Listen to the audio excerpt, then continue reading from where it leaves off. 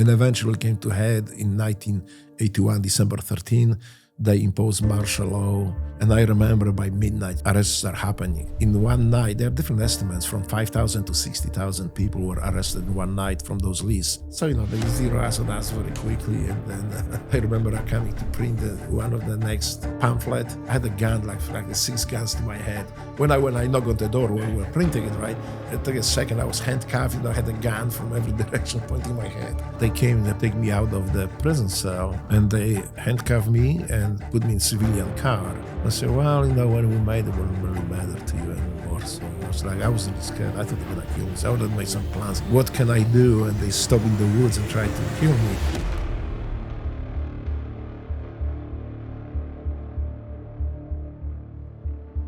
The values you bring and the picture you build for Americans is truly inspirational. So thank you for coming on the show. It's an honor. Thank you for inviting me. This is something that I think is important that we talk to people, and maybe we can inspire people.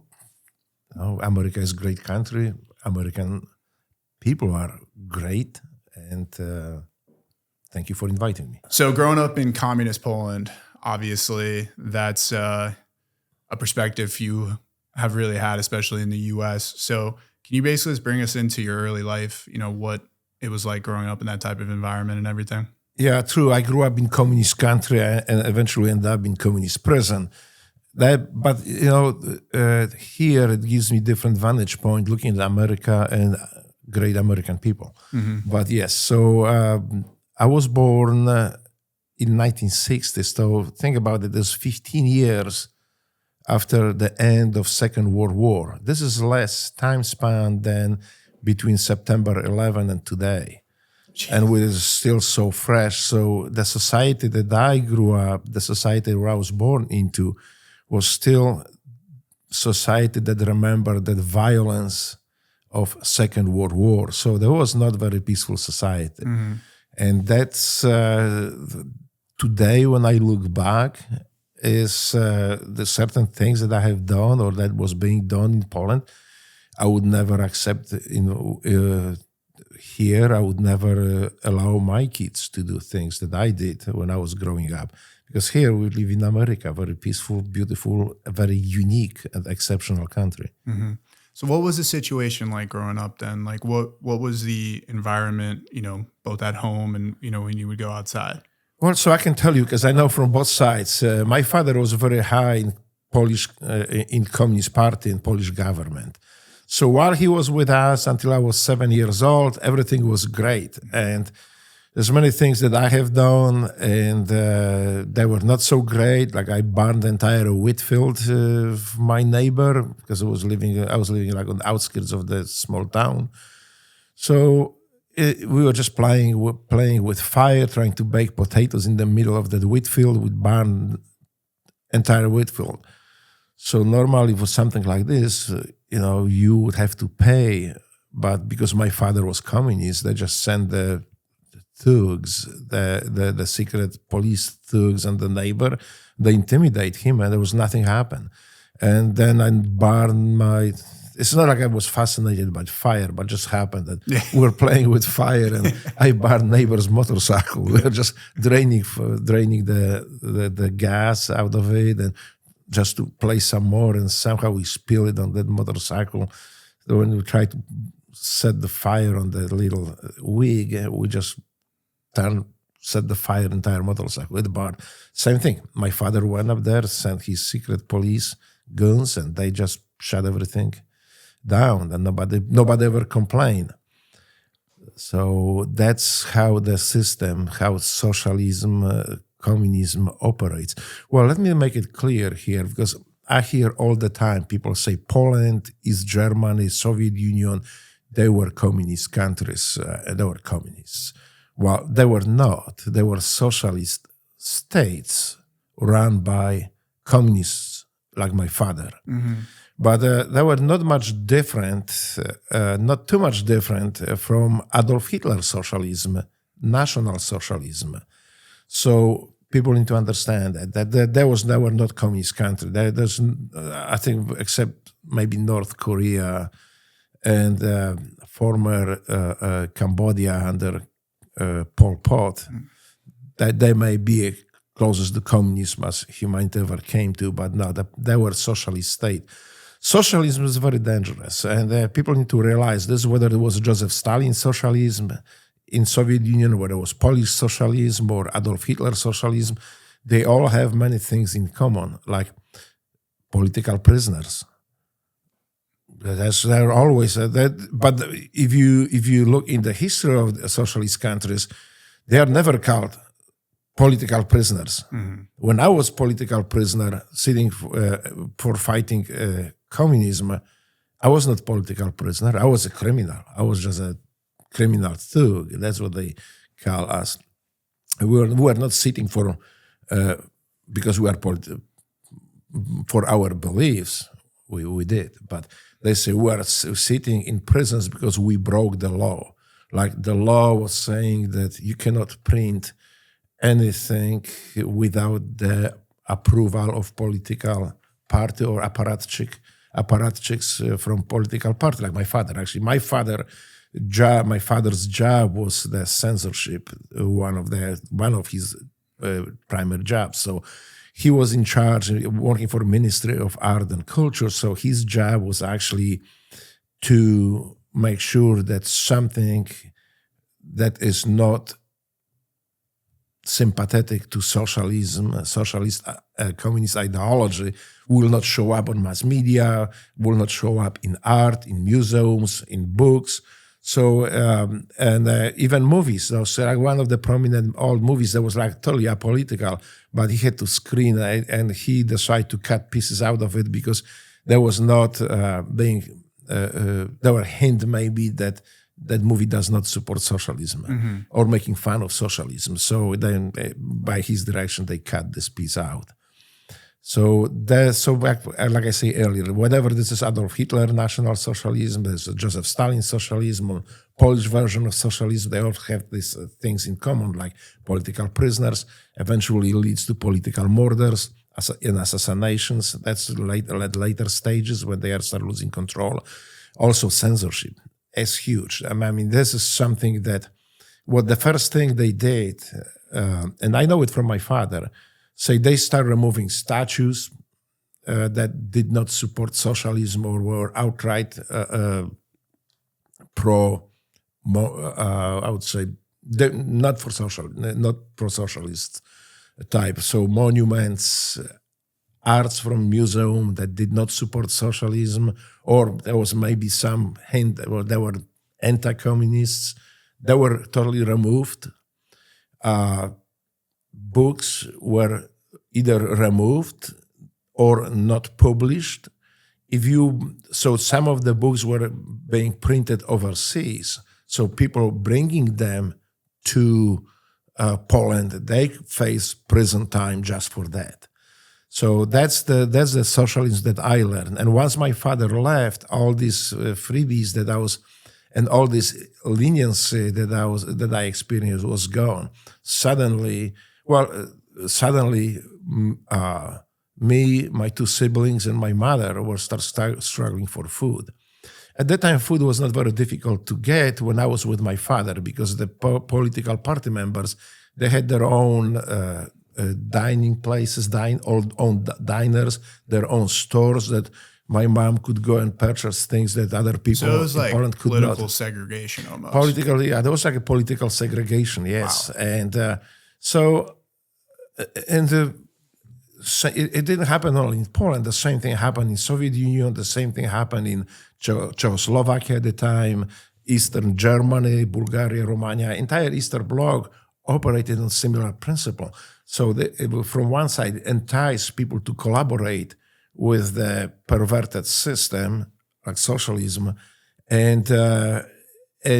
but then that caused also kind of like moral corruption of people. What is big in socialist states, again, whether it was Adolf Hitler Germany, socialist Germany, whether it was Polish socialism or Soviet Union socialism, the important part was so-called relative morality. That's what they needed. Relative morality says that you do not, this is why they fought the faith so hard, because fate is pretty much immutable, but they needed somebody who can flex, whose morality can flex. So the perfect citizen in socialist countries was the one that, well, today we're gonna start killing, let's say, Jewish people, like in Eastern Germany, or like in Poland. Today we're gonna chase all the Jewish people out of Poland in 1950s, and the Polish Communist Party, whatever the title this guy was, just. And some people accepted it. My mom never did, but a lot of families did not. And those were very dangerous to the socialist state.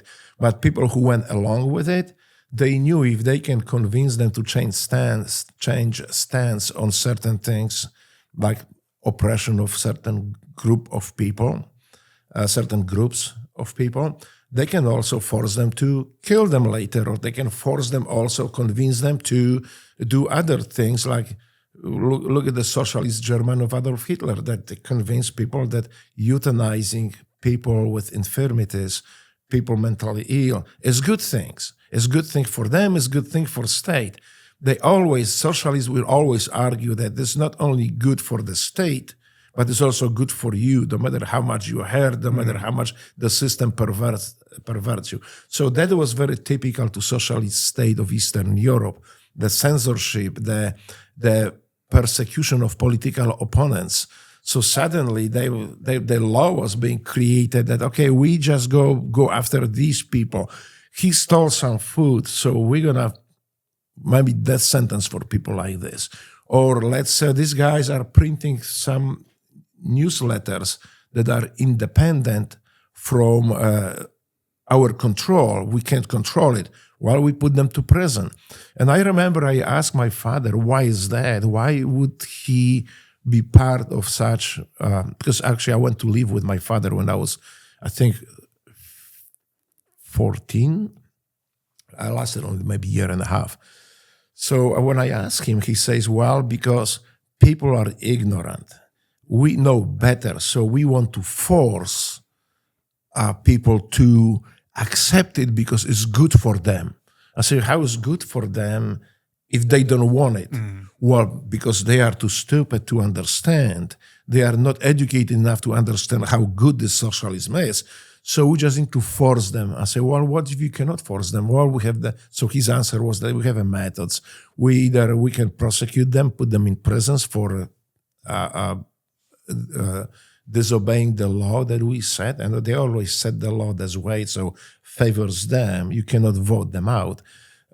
So that was his explanation, that we're gonna rid of these people of society. We put them in prison if we have to, but if that doesn't change them, we can always kill them. And this is coming from the man, like if you met him, you would think, what a great, well-educated, well-spoken man. I mean, this is somebody I would like to have as a neighbor. But, well, if you just probe his views, internal views, you would realize how dangerous he has become, because he wasn't born like this. The ideology that he subscribed to changed him in that evil way. Even his mother, so my grandma, she couldn't stand this because she understands, she's seen the atrocity what communists did in Poland and in other countries. So his own mother disowned him. I mean, I remember when maybe I was 3 years old, and she was 3 or 4. She was teaching me how to pray. She was teaching me how to pray to God, and so I had to always be on my knees, have hands right in front, and God, just doing the prayer, and the end of it, it always started. And now, God, please take these red Satans, these evils, these bastards away. Just please take them where they come from. She was referring to communists like my father. And so I was repeating it. I remember I really didn't know what the communists were at the time, but when she said it was evil, devil, it was like the Satan. So I was like, Grandma, so do they have horns and the tail? Do they breathe fire? She's like, well, they as well would, but this is not how you recognize evil people, evil communists. You recognize them by their deeds, by the people they murder, by the people they oppress, by the people they suppress. And, then, so that now I think you can understand a little bit why it was important for communists to attack families and faith. Faith, if you have faith, if you believe in God, this is something that you will not say, well, God today tell me I can kill handicapped people, I can euthanize them. So your faith will prevent you from going along with the evil ideology. And this is very dangerous to communists. What people don't realize too, the family is very dangerous to communists. Because if you become oppressed, usually where do you turn? You turn inwards towards your family.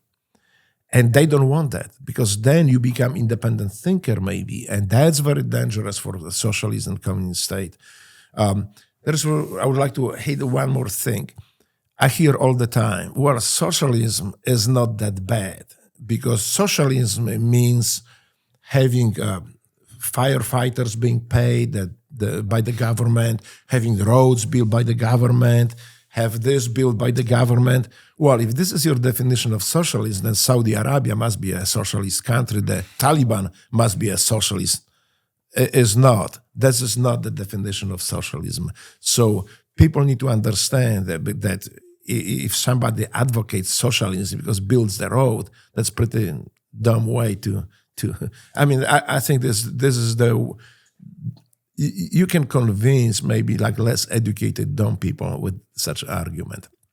So eventually, like I say earlier, I went to live with my father. I found out a little bit more about his views, and I didn't last there long. So my parents, by the way, got divorced because my mother was devout Catholic, my grandmother, just like my father's family. He was the only one who was like totally, faith is just superstition. Yeah. So you cannot believe in God. And we couldn't go to church because he thought that he was afraid he can lose his career and the job. Because that was the main core aspect of the party, correct? Like no religion. Right. The religion was just something like a superstitious. So they tried to find different explanations to, well, actually the Jesus was this, and you can see all these lectures about how Jesus was fake. Or, well, there is a new just discovery that tells that God does not exist. And then, people act like, what the new discovery? They are curious, they listen to it, but they also allow that propaganda to steamroll their beliefs and their views. So, yeah, but, and that's how the system operated in the Soviet Union, Poland. Please also remember that the murders that happened by socialist regime, whether in Soviet Union or in Poland, was not done by some foreigners coming in. It was not like Russia who came into Poland and started suddenly murder thousands of people. There were Poles doing to Poles. Those Poles who subscribed to dangerous socialist ideology, eventually they were pushed to, because they were flexible morally, they see nothing wrong with killing Poles who were opposing socialism. Same with Soviet Union. Soviet Union, no other country suffered more from communism, from socialism and Communist Party than Russians themselves. The Russians were murdering Russians. Poles were murdering Poles. Czechs were murdering Czechs. The Stasi was German, is Germany, and the Germans were murdering Germans. So that's what this ideology, the godless ideology, it does. But it will attack your family, your faith, your beliefs. It will attack your core understanding of science. It will attack anything that you hold dear, because if you have nothing to hang on, you will eventually subscribe to them, to a politician. And as we know with politicians, their views changes. They want you to follow them and change your moral values based on the politician's view. Socialism is very dangerous. And socialism is not about building roads, schools, and pay for the schools. Because if that was true, Taliban would be socialist state. We know it's not. So let me ask you this. kind of the picture you built there as well. And I think you see this with a lot of individuals that buy into socialism, communism, or really, any far political ideology is oftentimes they're blinded by the quote unquote benefits. And you were highlighting that, your father might have been an example where when he fully bought into the ideas of the party. Yeah, extra food you couldn't get in the you outside. Commit to it. Yeah. Did you find growing up, what was the discrepancy of individuals surrounding you? Were more people bought in than less? Or was there a lot of people that recognized the misdirection that was the socialism, and yet they had to just kind of go along with it because of the dangers you highlighted? I would say a lot of people subscribe to it because they wanted to believe in something, building something great, because there was socialism was always telling you, you're going to build the greatest society in the world. You don't have to worry about anything. You're going to get everything for free. We'll provide to you. So some people, the small group, did. But those more educated people, they refused. They knew how dangerous it is. And so that did not work. A lot of people did not believe in that socialism. They just went along with it. This is what I'm talking about, this moral flexibility and relative morality. They went along because, I don't believe what they say, what the Communist Party says, but why would I argue with them when I can get an extra sausage here, an extra piece of beef right here, I can get a nice dinner. And, we could say it like I was describing some of the podcasts before, described in my book too as well. The book is The Pledge to America. So I described it like when I was hungry, because my mom didn't have access to government stores and government resources because she was not with the Communist Party. And so I had to deal with it myself when we have a bread. So, and this is funny because this is so common. A lot of people from Poland actually message me to, I had the same thing. I mean, I remember that. So bread with margarine, we say not the butter, the fake butter. Like a fake butter, yeah, right? Fake butter. And then with a little bit sugar sprinkled on it, if we had the sugar. So for me, that was just normal. Or if we had the onion, so sometimes bread, if we had the butter and I could put slices of onion on it, that was delicacy to me. That was like, wow. And on the Christmas, sometimes we get a ham. Or so my mom was able to get a ham, maybe chicken was quite common. We were able to get chicken from time to time.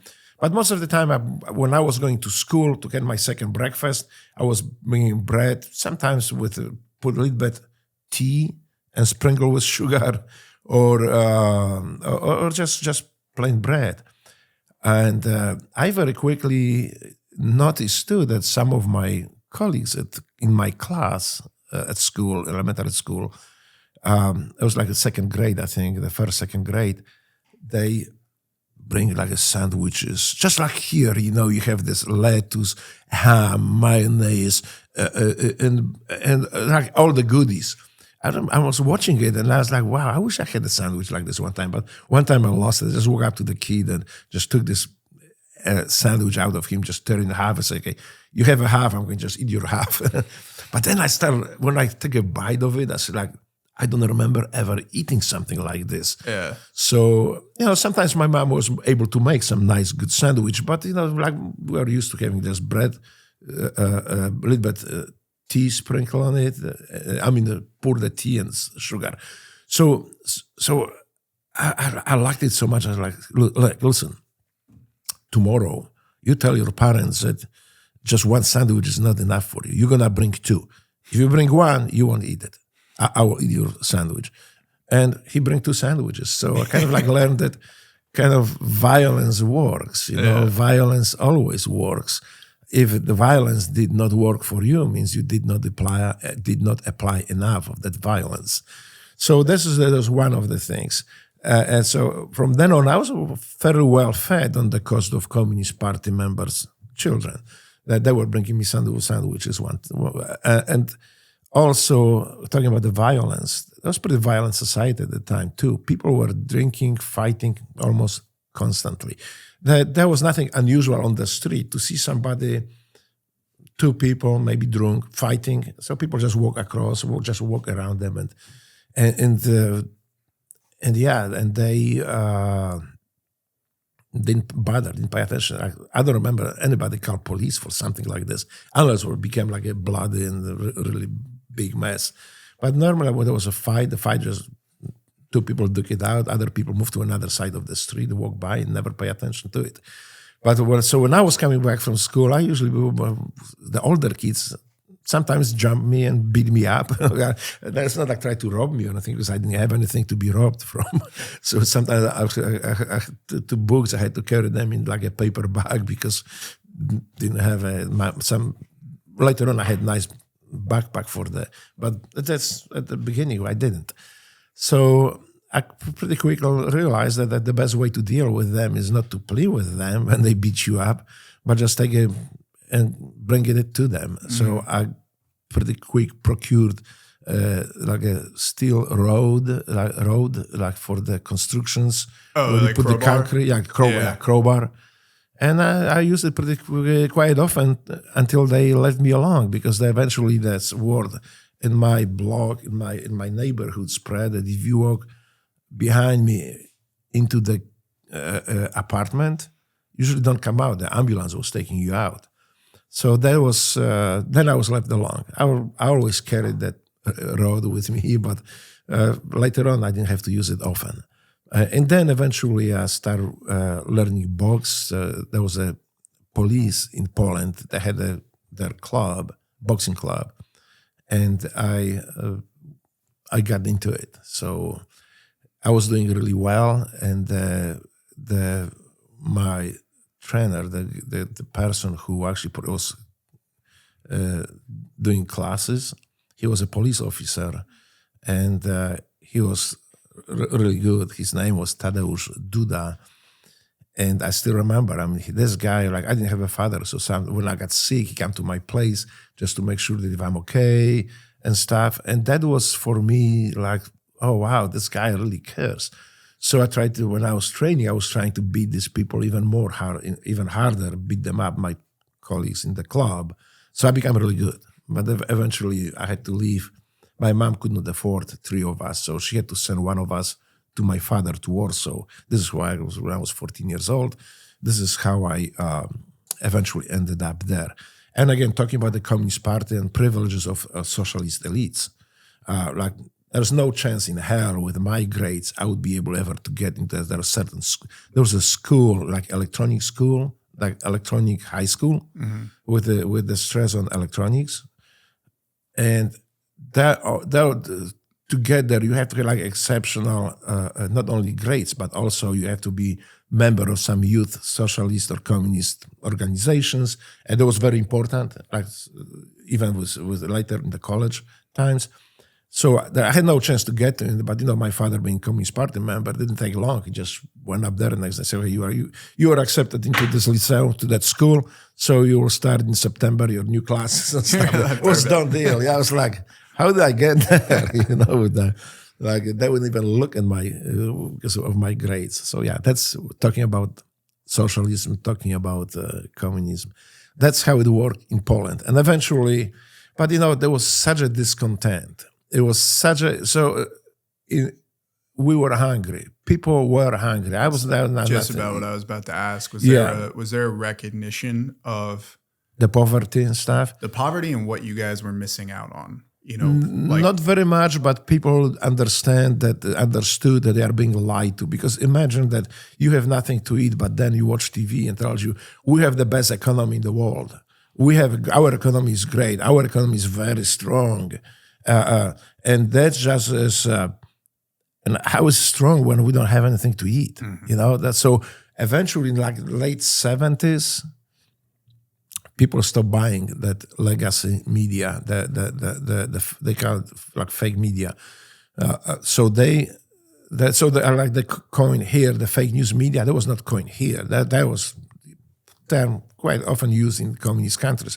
People stopped buying it, stop believing what they see, Because, you're hungry, but they tell you have the greatest economy in the world. You have no place to live, to wait to buy the car. You have to pay for the car full amount and then wait 2 years to get it.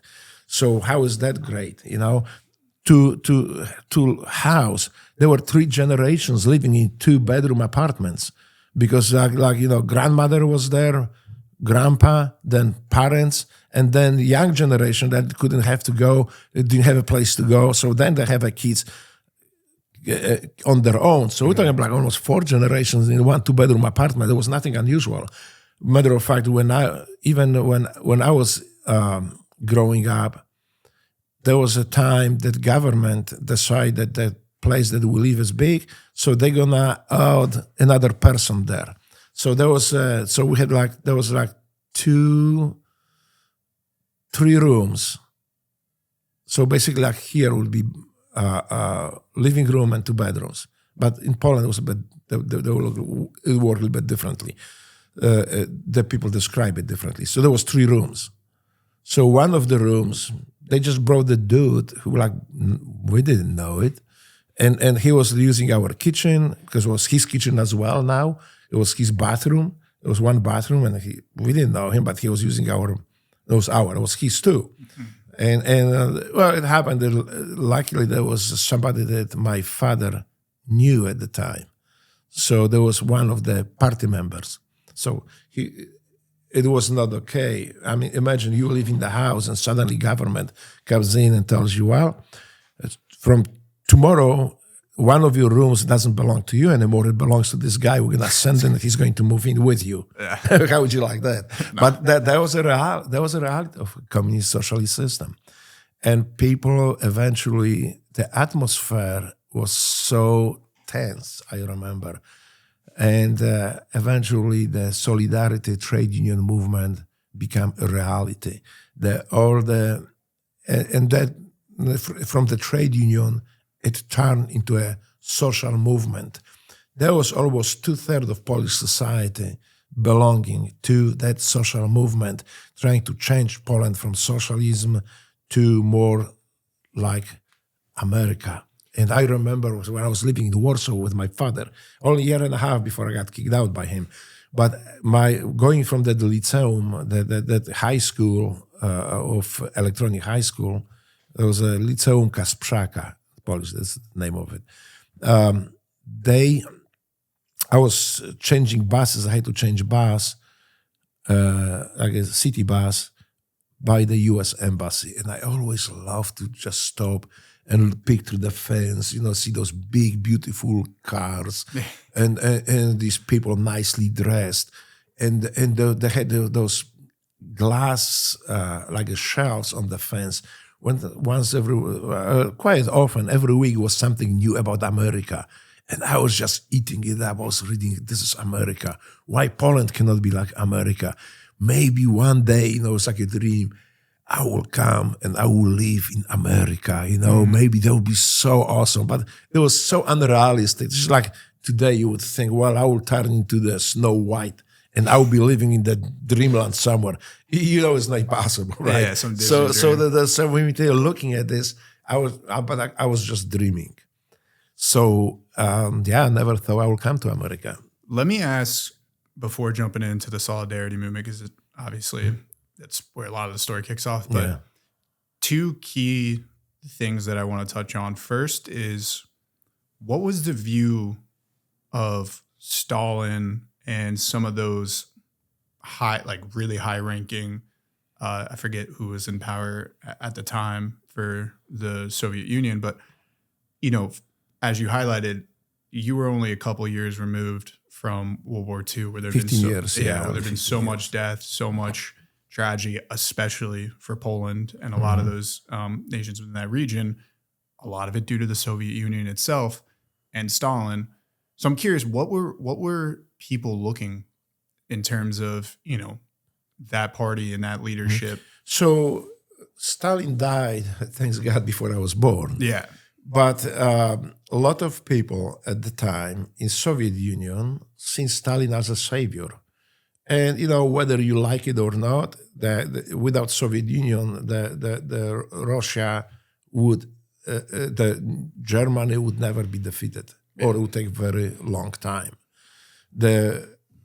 So this is right. Sometimes it kind of unnerves me when I see, even in Poland, when people destroy the Russian cemeteries or Russian, these cemeteries, they were not glorifying Russian systems. They were just like a memory for these parents so far away in Russia that their son died in faraway lands, but he has a grave.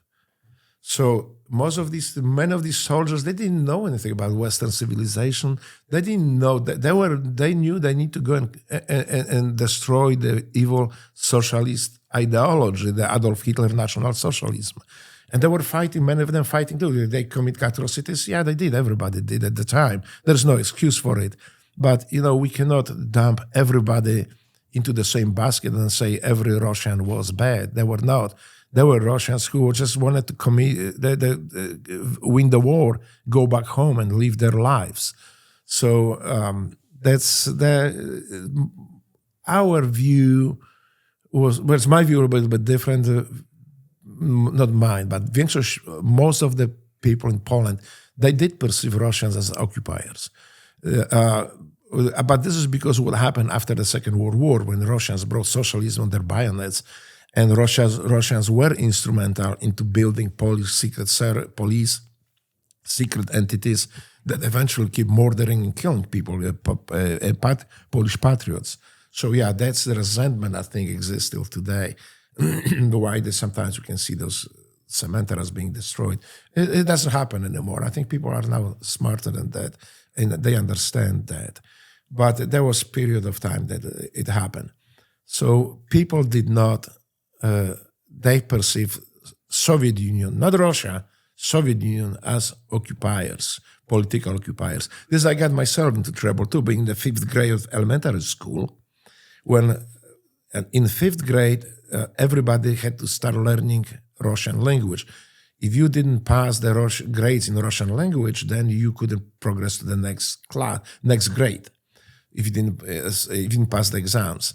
So for me, it was like there was nothing political what I said. I was just annoyed that I'm not really good with math. I was good with math, but I'm not good with Polish language. I was not good with this and that. So I was struggling at school. And here they just dumped another Russian language on my lap. So now I have to learn that. I don't have a time for this. So I stood up and I told the teacher that why do we have to learn Russian language? We don't speak Polish language very well. Besides, Russians are occupiers. Why would Poles want to learn occupiers' language? Political occupiers. Oh God! I mean, I just blurted it out because I was mad. I was upset that and I you're had a to fifth grader too. I was fifth grader, yeah. It's elementary school. So I just pulled out from the bench. As a teacher was female. She woke up, grabbed my ear, twisted very hard, picked me up, and marched me straight to principal's office. And I was like, "What the hell is this?" I said, "What the bitch?" It's like, I was mad. So, but I woke up there, they put me in the corner and she explained what happened. Principal got on the phone and called police. So police came to talk to me. But on the way to my school, they stopped by mom's school. My mom was a teacher in different school. So they picked her up, they detained her. They brought her to the office and they started yelling at me. There was a police in uniform police officer, but also the secret police with the civilian clothes. They called the Służba Bezpieczeństwa. That's what they call it. So they yelled at us, and they told my mom, like at this time I stopped being angry. Then I started being scared because I seen my mom crying, and they told her that if she doesn't instill more love for socialism in me, and most likely my siblings too, because they think my siblings are under the same influence, then we will be taken away from her. The government had that power, and we will be given proper socialist upbringing in orphanage, the government orphanage. So, holy shit! So yeah, there was nothing unusual threats like this. Matter of fact, there were kids being taken away from families because they and on the top of they arrest parents for being politically incorrect. So I know cases like that. So that's how they eventually, most of the Poles got turned away from the government. They start sabotaging any way they could. They called it the even term internal immigration, internal emigration. That's what they call it. That people just like artists, actors who are not allowed to perform. They just okay, I cannot do it, but I'm not going to do it at all. I'll just go lock everything inside, and I will just live my life. That was quite common term, internal emigration. People just immigrated away internally inside. So that's how eventually that led to solidarity trade union. People were fed up, and eventually that fear that creates the terror that socialism brings with them stop working. People stop believing the press, stop believing the news. They start building organizations within their factories, within their schools, like my mom, and they call themselves, then there was become organized name Solidarity, Solidarność, and the rest is the history. There was the first organization in Eastern Bloc that was totally independent from Communist Party. There was never such organization ever existed before. Maybe right after Second World War, but it was very quickly exterminated. Essentially a proxy too. Yeah. So this became the first one. And there was the first chink in the Iron Curtain that Poland did. So let me ask, before fully jumping into that, what was your relationship with the truth? We highlighted a lot, going through all these different things that you're saying, from a young age, you were noticing some of the inconsistencies in the way the party was reporting. You had family that were brave enough and outgoing enough to say, communism isn't this, or socialism isn't this perfectionist idea where we're going to get to that city on a hill, and you saw the poverty around you. You saw the issues that you had to grow up and dealing with. When did you start questioning, or when did you kind of realize that you were living in a false reality in a lot of contexts in terms of the media, in terms of the government officiate, all of that? Yeah, I could say that I could hear kids talking around, but I never pay attention to it. The first dramatic moment for me entangled with the socialist government was when they detained my mom, brought her to school, and they threatened us to be taken away from family. So that was first, and then we had to talk with my mom. Then I started being interested a little bit more into what is going on. And then, my uncle, my mom's brother, he opened his business. So he was building, creating bricks and cinder blocks. He had a small factory doing it. But the quality of his work was so high that people stopped buying from the government suppliers. They were coming to him. So they sent, in Poland, there was popular, those pioneers, like the government sponsored youth organizations. And some of them call themselves, those more violent ones, they call themselves anti-Nazis or anti-fascists. So they say supposedly spontaneous group of workers, young factory workers and students from colleges.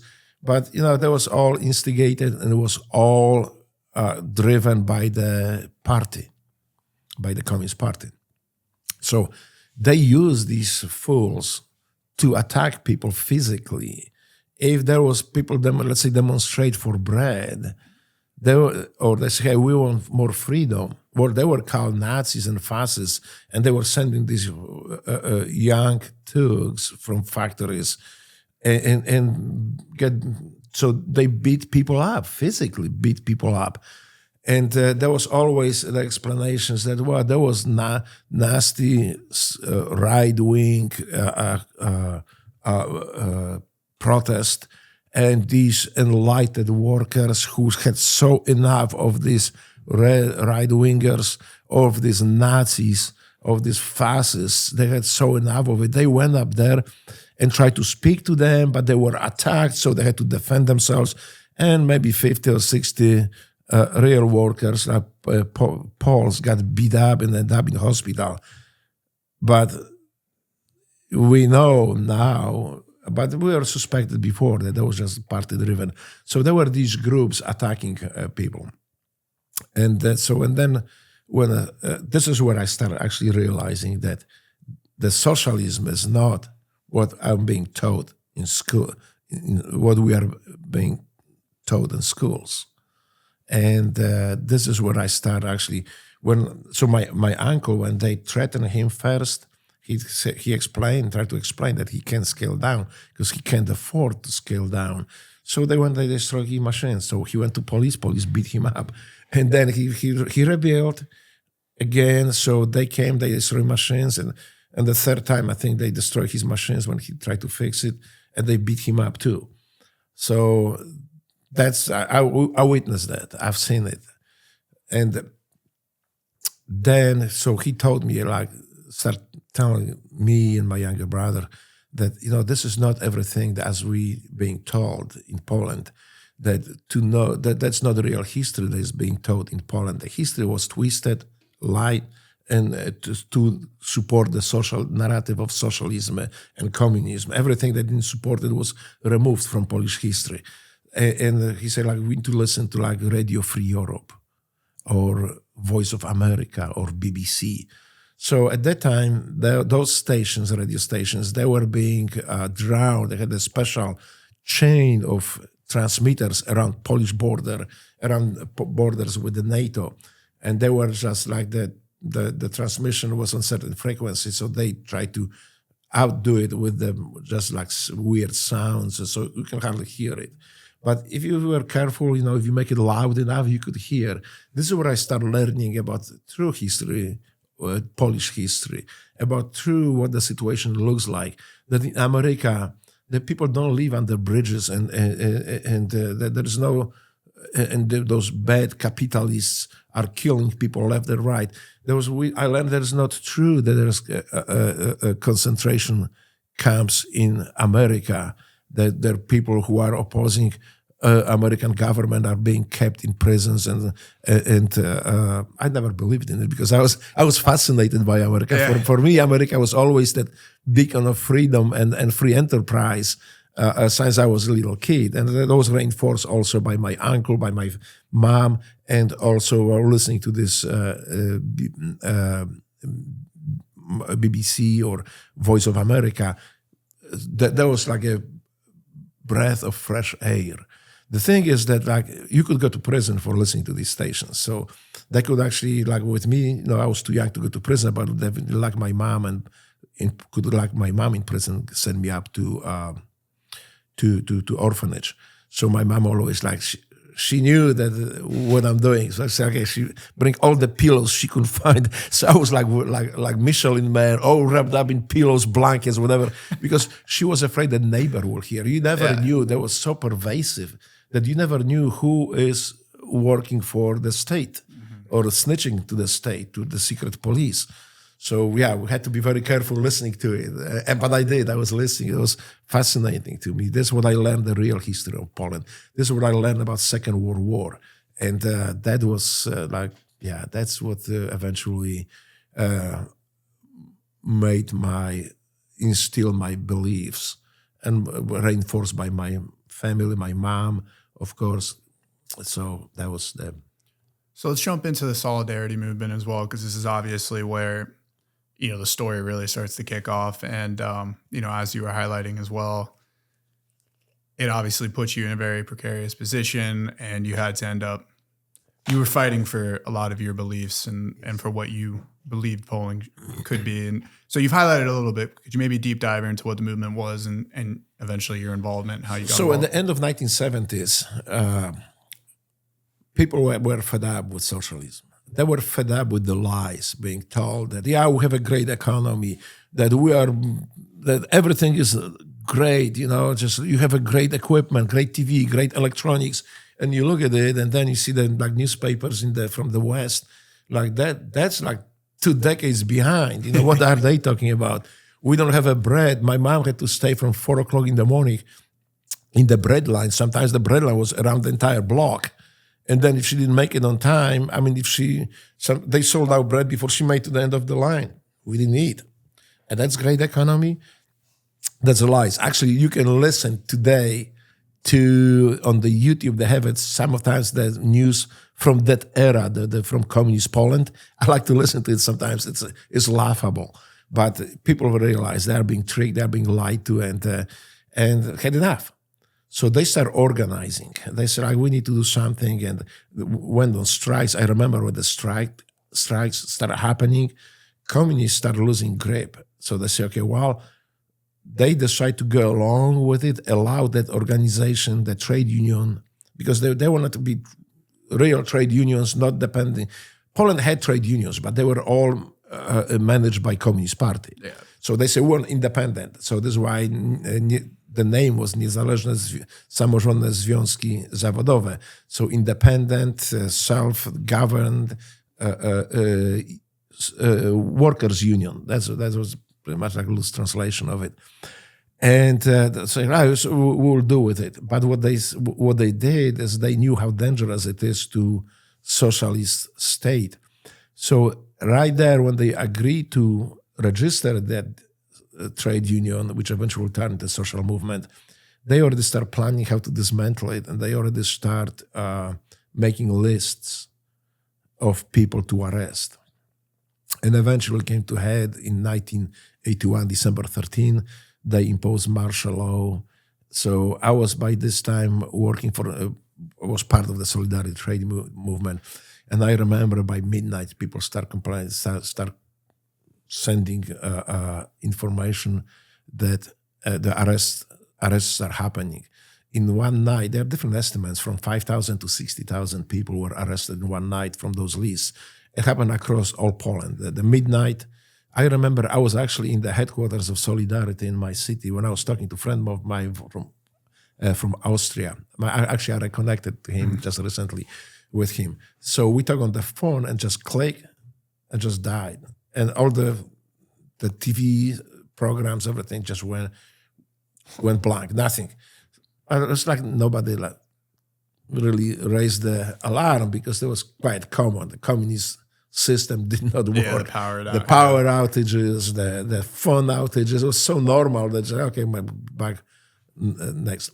But I think 5 minutes after midnight, the screens TV came back again. The phones were all shut down. Entire Poland, they shut down.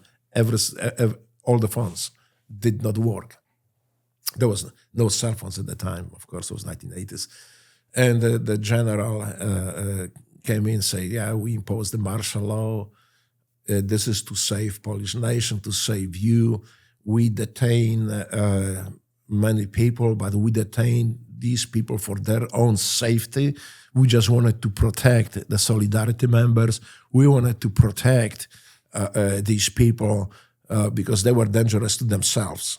So they are not in prisons. They are internment camps.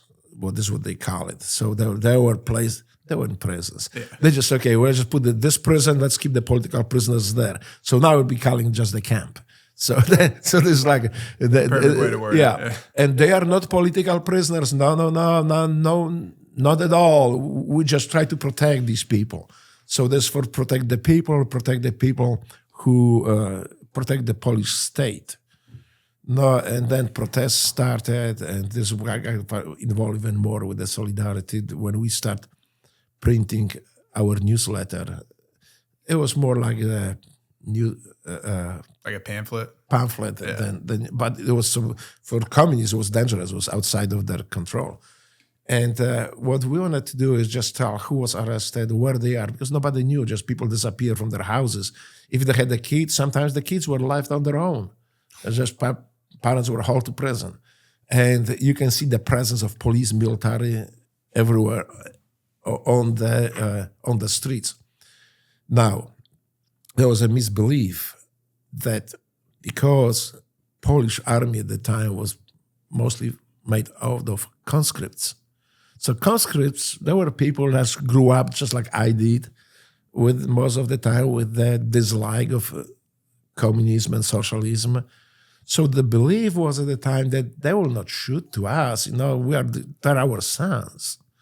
But the way the military works, the way the socialism twists people and controls them, that they did. They were shooting into crowd. They were shooting in people.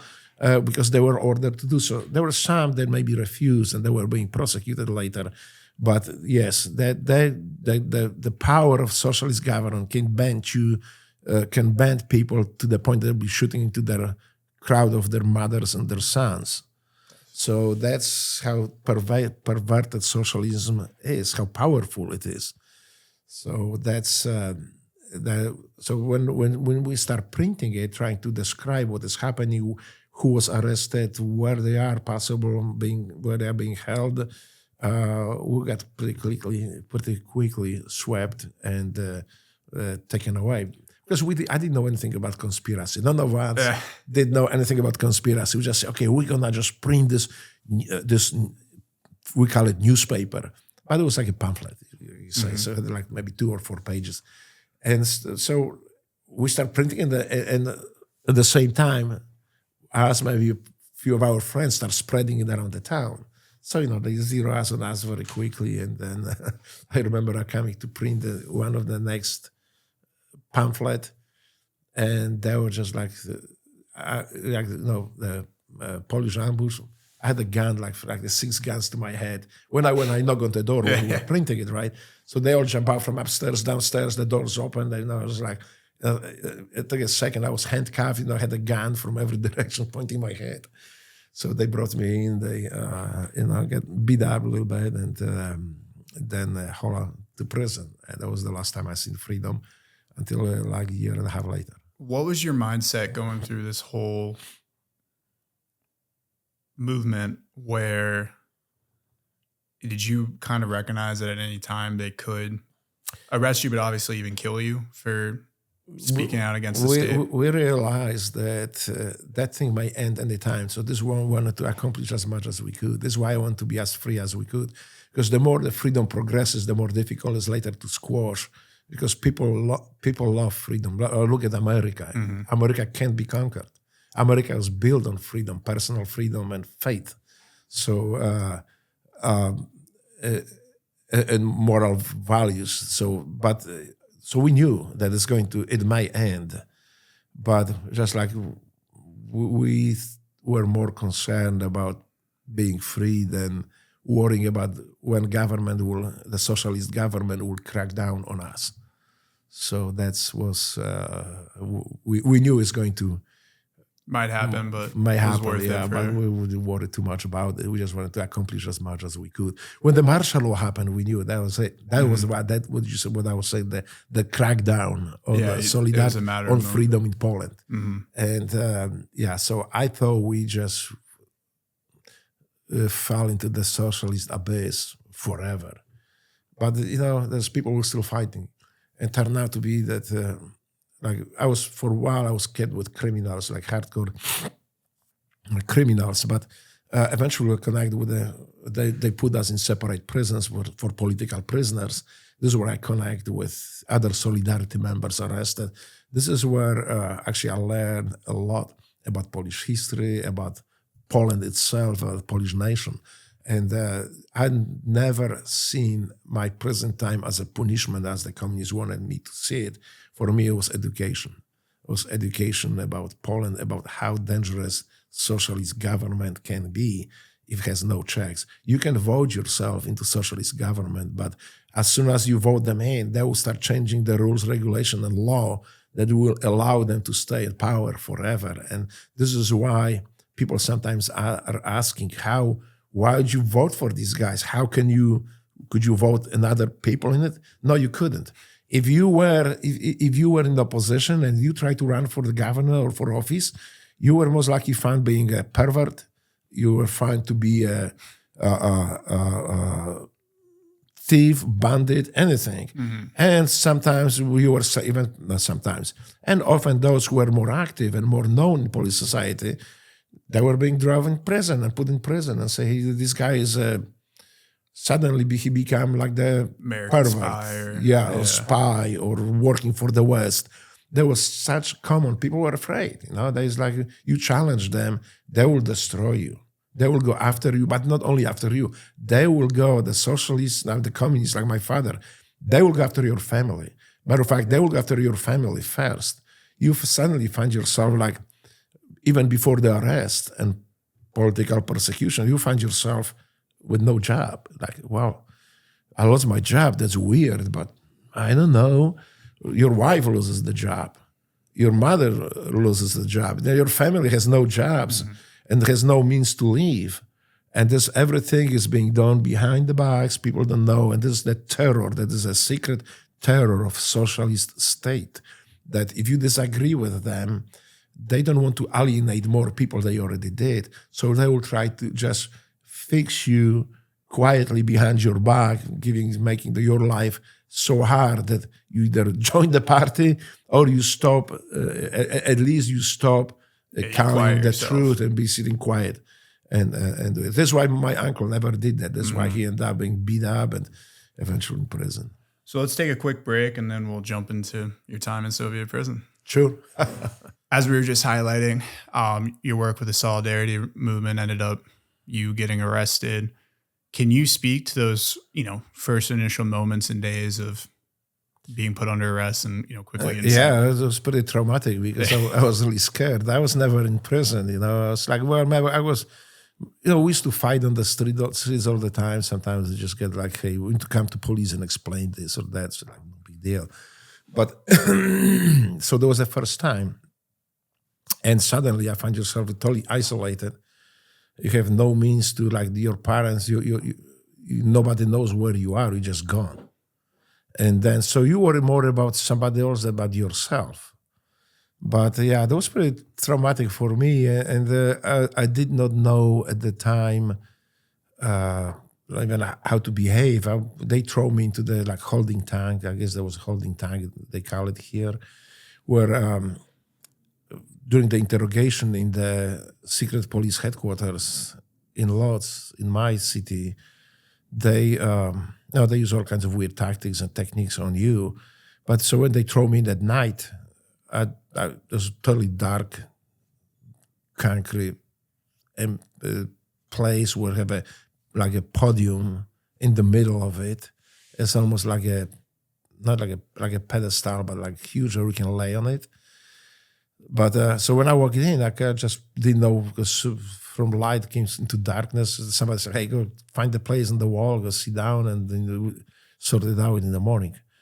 And, they turn the lights on at 5 o'clock, and like a dude comes up to me and say, well, I'm hungry, I'm going to eat your... Because they always keep you up there hungry, because there's one of the techniques they use, being cold and hungry, so it's easier to break you down.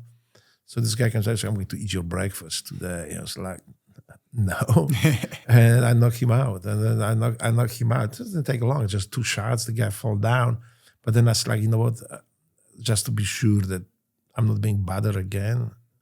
So I just carefully, or he was laying on the ground, just lift his upper lip and just drove his 2 teeth out and pulled the teeth out. So just knocking his 2 front teeth. So yeah, he never ate my breakfast. Actually, he couldn't eat because he was missing teeth. So I kind of helped him out, and I kind of helped myself to his breakfast. But then I was just thinking, I was just like, that'll be cool having the necklace out of it. So I said, I'm going to keep them.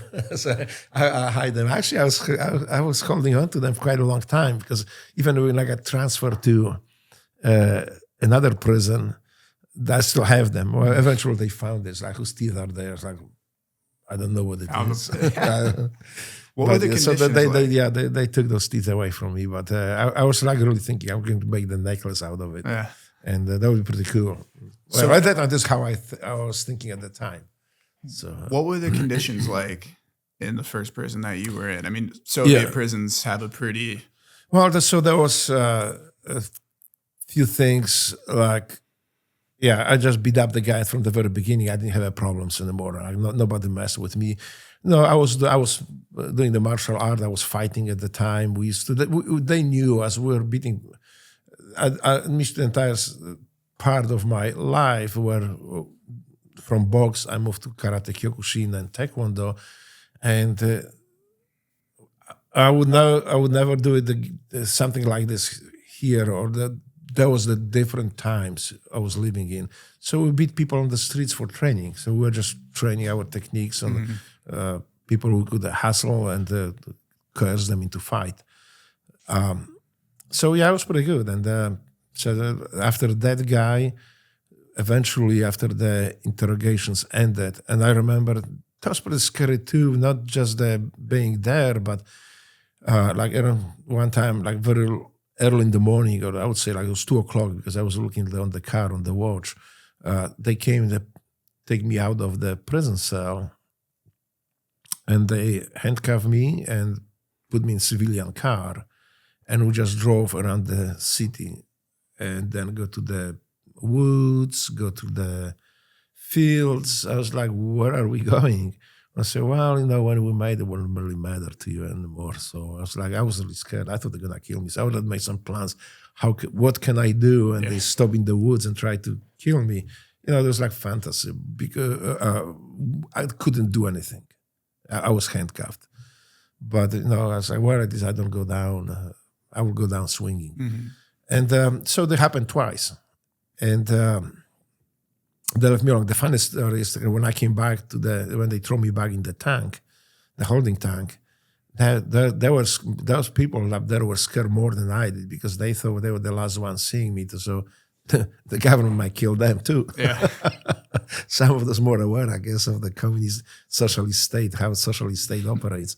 So anyway, so they transferred me to another prison. So from the holding tank, I went to this prison where I was still, the investigation was pretty much over. So I was just waiting for the sentence. What questions were they asking you when they were interrogating you? Well, they asked me who were all my contacts, who I was working with. So they knew because they arrested, those 3 of us arrested. So what did you do? So I had to describe, like I was working don't know anything about it. The leaflets that you found in my house, because they told me they found the leaflets in my house. So I said, I just picked them on the street. I don't know. I never admit that. And so basically they had nothing on me except the leaflets they found in my house. And the point that I came in, I knocked on the door where we were printing it. But I never admit that. I just say, no, I don't know. I don't know. I don't know what you're asking about. So I had to just write, I don't know, I don't know. And my partner too, he the same thing. He's like the guy who was in my case. I don't know. He didn't know anything. But the woman who was with us, she had 2 children. So they took her children. I think they placed them in orphanage and say she will never see them again. So they forced her. So she told everything. But again, there was just nobody to corroborate her story because it was 3 of us, and we 2 say absolutely not. She was saying yes, they did. So then we got sentenced, and when they transferred me from the holding tank to the prison, I remember I walk in. I see everybody's seats. There was prison for 4 people. I was 4 beds, but I think there was 10 of us, and I think 10. And everybody sits on the floor, and there's a table and stools, 4 stools. So 4 bigger guys sitting on the stools, let's sit on the floor. They lean on nothing. So it's like, well, empty bed, I'm going to lay down on it. So the guy came up, said, it's my bed. And I say, okay, whatever, But anyway, so the rule was that you are not allowed to lean on wall, lean on anything. You can lean on the table like I'm leaning now if you was lucky to sit on one of those 4 stools. And that's if you these guys if you lay here, they're gonna fuck you up because that's against the rule. You cannot lay. I said, fuck me up for what? Laying on the bed? It's not even 5 minutes later, the door is open. Big guards, I think 4 guards came in. They dragged me outside and started kicking me and beat the hell out of me. So I said, they threw me back in cell, said, don't do it anymore. I was like, okay. But then I'm thinking, I'm beat up. So I can barely see on my eyes. I can barely stand. So they're not going to beat me up again for the same thing. So I go lay down. So they dragged me up again. But this time, instead of kicking me, they have those rubber, like a rubber stick with the rod inside. Oh, Their technique is to beat you on the kidneys. So they don't leave a lot of marks. The marks heals, but your kidneys are messed up. It hurts as hell. So this is what they did, start beating me with this. And they got a few kicks, but mostly with these rubber sticks. They throw me inside. So I said, well, now for sure not going to do anything. I mean, I'm already like really beat up. So I went straight to bed. 3 times happened in one of these guys, the guy who I knocked out. Because I knocked out the guy in the cell too, because I was laying on his bed. He's like, if this guy can do it, I'm the biggest here in the cell. I can do it too. So he lay on the other bed. He didn't try to get me out of his bed. That was my bed from then on. So he lay on another one. And again, it's not even 5 minutes, the door's open. The guards come in. I say, oh shit, I'm going to get beat up again. They left me alone. They just grabbed the guy on the hallway, and you can hear screams like the goddamn. I said, like, if I was screaming like this, I would like somebody to slap me like a bitch. Hey, stop screaming! But this guy was yelling like somebody was just just cutting him to pieces, and apologizing. He will never do it again. And then they throw him in the cell. He just looked around. I will sit, just grab one of those smaller guys sitting on the stool, because it was 4 stools on. Just throw him across the cell, sit down, and he never lay down. They left me alone. I was laying down for the rest of my being there, and they transfer us on the Russian border to political prison in Hrubieszów. This is where actually that was the real education on communism, socialism, started. This is where I started learning about Polish history, because I was there. I was sitting not with criminals. I was sitting with professors, with engineers, with activists, people who accomplish a lot in their lives. So for me, they become like role models. And as I started learning from them, they were teaching about history of Poland, which is like I was very fascinated by it. And that's where we have our own regularity. So these guys, they were like organizing fight on outside when they were arrested. They organized fight from prison.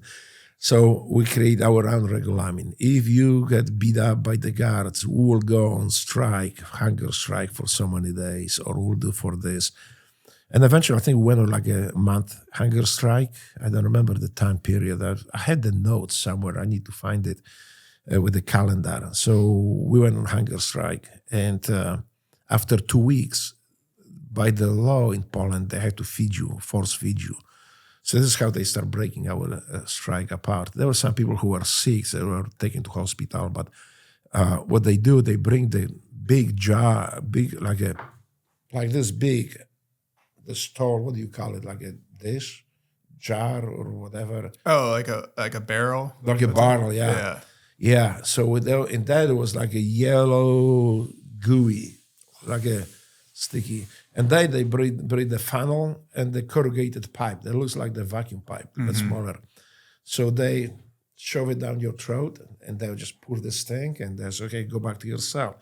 So the first time, I remember they had a lot of resistance from people. Me too, I broke the chair, because they tied me up to the chair, they handcuffed me, but it was so unpleasant. I was suffocating that I broke the chair. So they jumped on me and beat me up some more.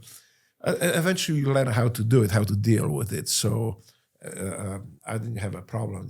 I let them shove this thing in my stomach and then pour this thing. But what they did to older people who had a hard time adapting to it, I have a professor, he's 60 years old. He never even maybe witnessed violence, or very seldom. Everybody witnessed violence in that period of time. But, we're talking about professor or some engineer who is a really good person, family man, and suddenly you have a, corrugated pipe with it being shoved in your stomach and then thing put in. So they say, hey, you know what? Why don't I have to shove this thing in your stomach? Why don't you just get this jar, this little cup, because they were like, they just took it out of this big barrel or whatever it is. And so why don't we have to shove this pipe and then pour it? Why don't you just take this cup and just drink it on your own? And some people fell for it. As soon as you took this cup, it was like, some of them didn't even finish drinking what they told us. As soon as he started drinking, and say, well, looks like you just broke hunger strike. You eat on your own, right? Let's go to another prison now. So we just put you in transporter. They start isolating it. And eventually, because one of our requests was a status of political prisoner, that we are not sitting for crimes like the government is saying. We sit for political, because we are political prisoners. We disagree with socialism and communism. So they say, oh, no, absolutely not. You are just criminals. And that hunger strike also included fight for the status of political prisoner. And eventually the church, after I think a month or after some time, the Polish church, the Catholic church came out and said, guys, you need to stop it because there's a lot of people are getting sicker and weaker and you will never accomplish that status. That you need to drop that. But, there was our fight with the system and with the prison systems too. So that's, I will have to say the food got a little bit better when I was in the political prison because there, and eventually when the communists start shaking, the socialism, they start being like a little bit better to us. So they removed the warden who inside the beatings of political prisoners they were beating us. So I got beat up. Just I think there's like third day we show up there. So he got removed. Those more brutal prisoner guards were removed, and eventually became like before the political amnesty, before John Paul II, the Pope, before he came to Poland for the second time, they started actually releasing political prisoners. That's how I got out. But the oppression didn't stop there because then I was being like sometimes I couldn't find a job.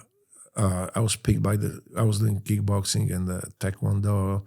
So coming from the training, sometimes in the evening, police came in and civilian cars, civilian clothes, the secret police with the badges say, you go with us. And they handcuffed me, like I described earlier. They tried to intimidate me. They were driving around the town, through the woods, to the fields, then back to town. That was, they done it to me, I have twice or three times. But it was not so much to intimidate me because they knew they cannot intimidate me. But there was more to intimidate those people around me. Yeah. So like, hey, this, I don't want to be in this guy's shoes. I better don't show up on train. I better don't show up around this guy. But eventually it became very dangerous, and there were people that disappeared. So I talked to my mom that I might have to leave, and again, so my dreaming of America came back, and I was like, whoa, I'm going to go and. I tried.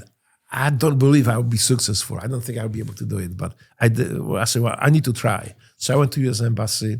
I asked for help. They told me to bring all the documents. They told me what documents I need. I brought it in. They said, okay, so you have a promise for, they call it like promise for immigrational visa. So now I was able to apply for passport. In Poland, you could not have a passport. You didn't keep your passport. If you go abroad somewhere and get the passport, you need to come back to police station and return it on the same day we came in. So for me to apply for the passport, that was impossible. But then the political situation was, they wanted to rid of the political opposition. So once I got that promise of immigrational visa, the document from U.S. Embassy, I went to the police station. They say, like, I want a passport. So they were happy for you to leave. They were happy for me to leave. They were pushing me. There's a lot of people there's huge immigration. A lot of people that escaped from Poland at the time, or basically were thrown out. And so I remember I got that eventually. Even to get the passport, I had a whole list of the things that I had to do. One of them is go to the military recruiting station. There's like a different name up there, like a commission to make sure that you are, that the military can take you in. And so I go to this recruiting station. There's a major like Polish officer sitting there. He's already mad. And she's like, people like you, because I told him what I want. So I'm immigrating. I'm escaping Poland. People like you should be serving under this Polish eagle. He points out this eagle with the, and I look at this like, hey, dude, that's not the Polish eagle. The crown is missing. The crown that Bolsheviks stole, and the real Polish eagle actually was sent to Siberia. But I tell you what, he'll be back, and I don't want to be in your shoes when he comes back. So he was pissed. He stamped it. But I was walking on the street. I could hear him screaming, screeching, and stomping because of because I kind of offended his non-Polish eagle. But the funny story is that in May of this year, I was called to Poland to testify in the case of the judge who sentenced me to prison. He was being prosecuted with communist crimes, crimes against Polish nation, crimes against humanity, and judicial terror. So you never know how it will turn around, right? It's 40 years later, but you see, just like Nazi crimes, the communist crimes, they have no expiration date. There is no, what do you call it, no limit. Was he in Poland that whole time, or did he? Yeah, he was in Poland. And then the Poland changed. Poland is no longer communism. Since 1990s, late 90s, the entire Eastern Bloc freed itself from socialism and from communist parties.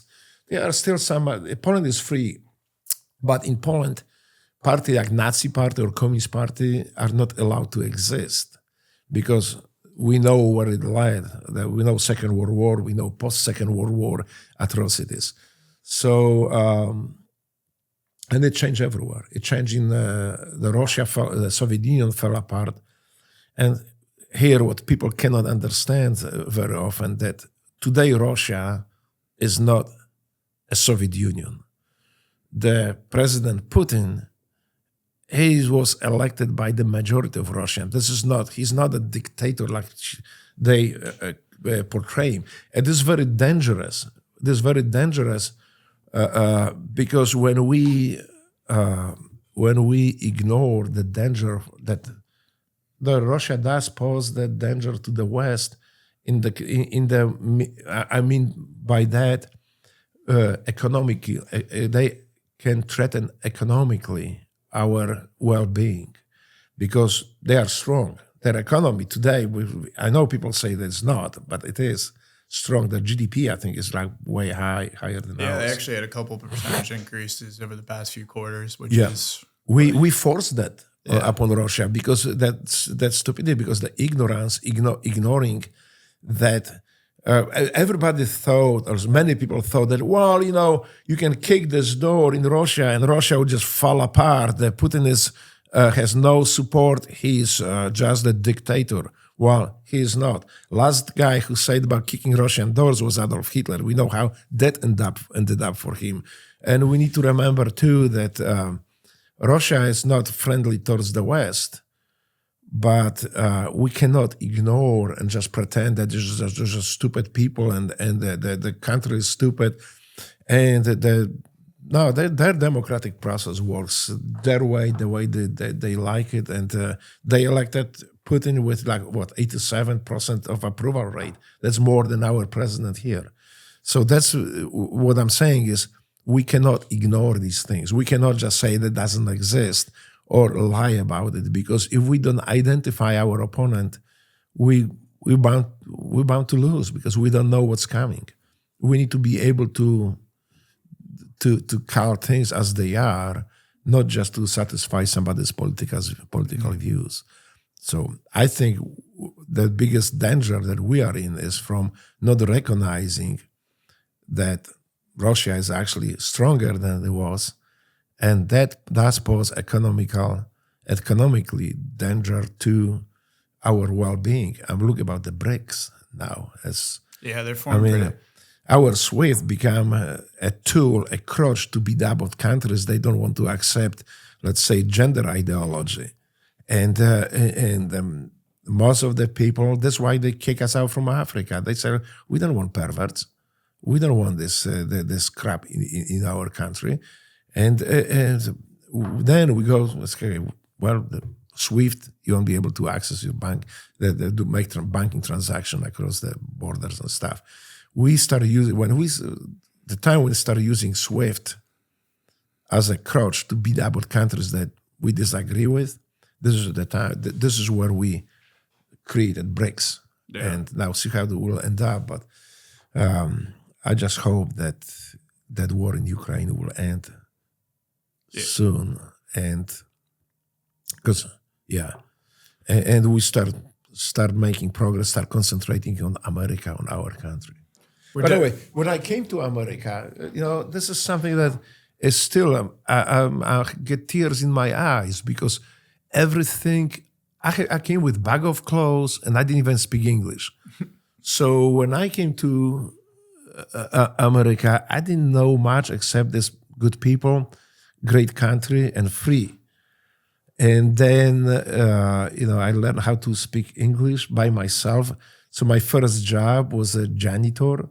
I was cleaning toilets in the church, and I was happy with this. I was like, look, I make enough money to pay for my apartment, pay for my food and clothes. That's like, I wouldn't end up as well as I did if not American people. There were people who didn't know me from Adam were bringing me clothes because the clothes that I had was like, you wouldn't wear it here.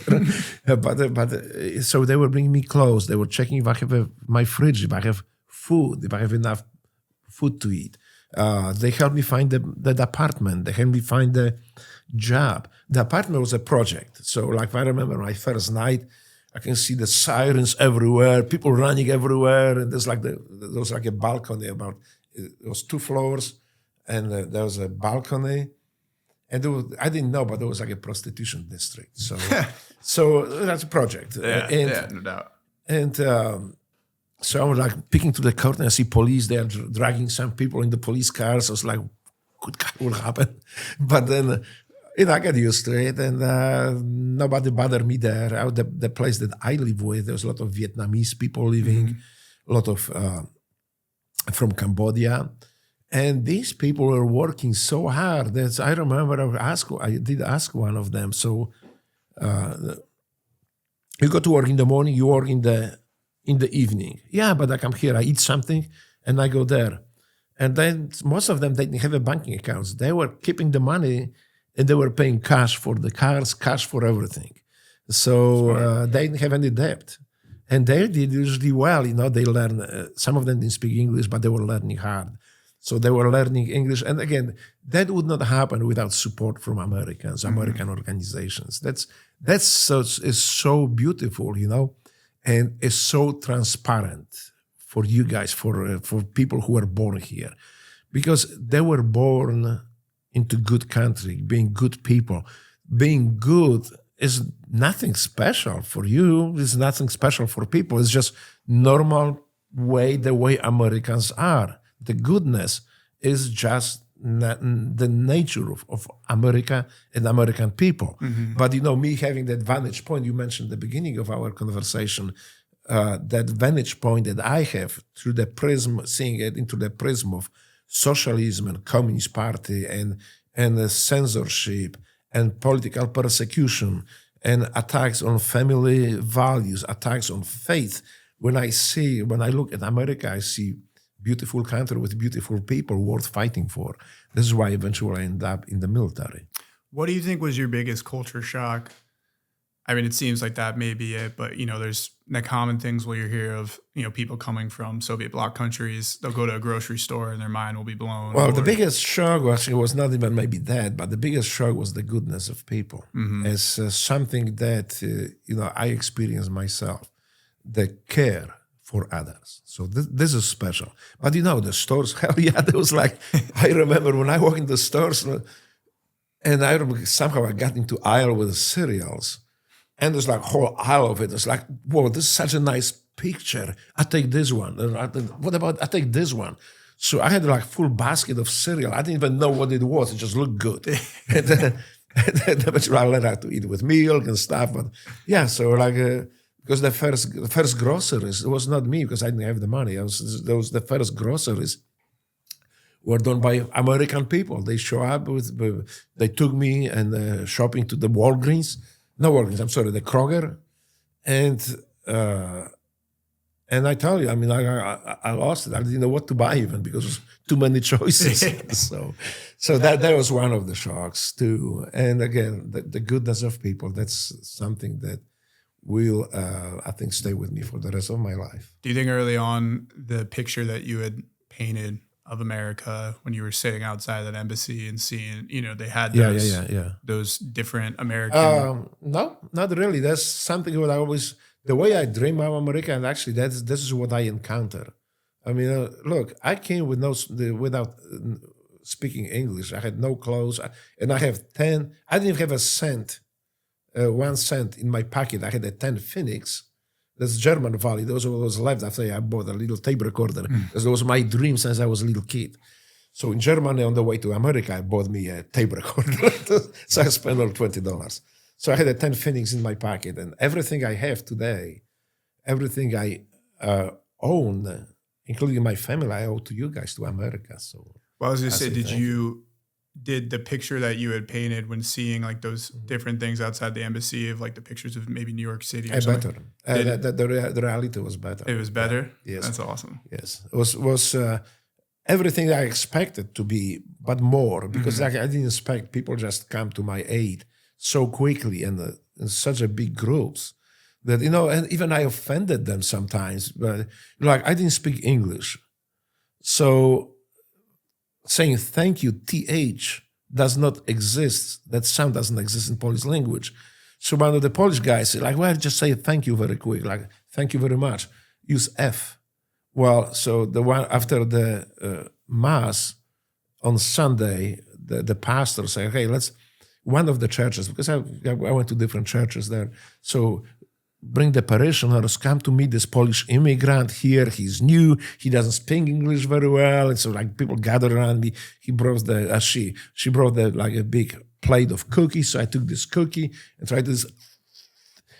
And then someone came out, fuck you. And that was not good. I mean, I already knew that I say something wrong because I heard the gasp. And this guy who was like, F. So when I say F you, I can see the guy just disappeared and he was gone. So I think he thought I can beat him up or something. Oh my God. But people were looking at each other, and older gentlemen came out and put the hand on my arm, say what he's trying to say, thank you. It's thank you, yes. And everything was good now. Yeah. Another Borat moment was, I was invited by the church to church pool party with kids, with families barbecue, more prominent church member invited also me. So I'm thinking, well, I need to present myself the best I can. I'm the Polish immigrant here. The new guy, So I cannot disappoint these people. I need to show my best. So I went and I found the tiniest, the skimpiest swimming trunks I could find. They were like banana hammocks, you would say.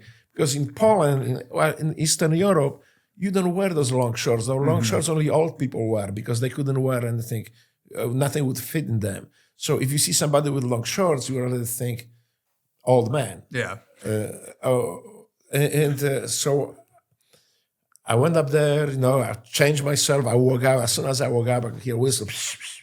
Kids, come on here. They pulled the kids out of the pool, out of the area, somewhere behind the building. They call me and say, hey, you know what?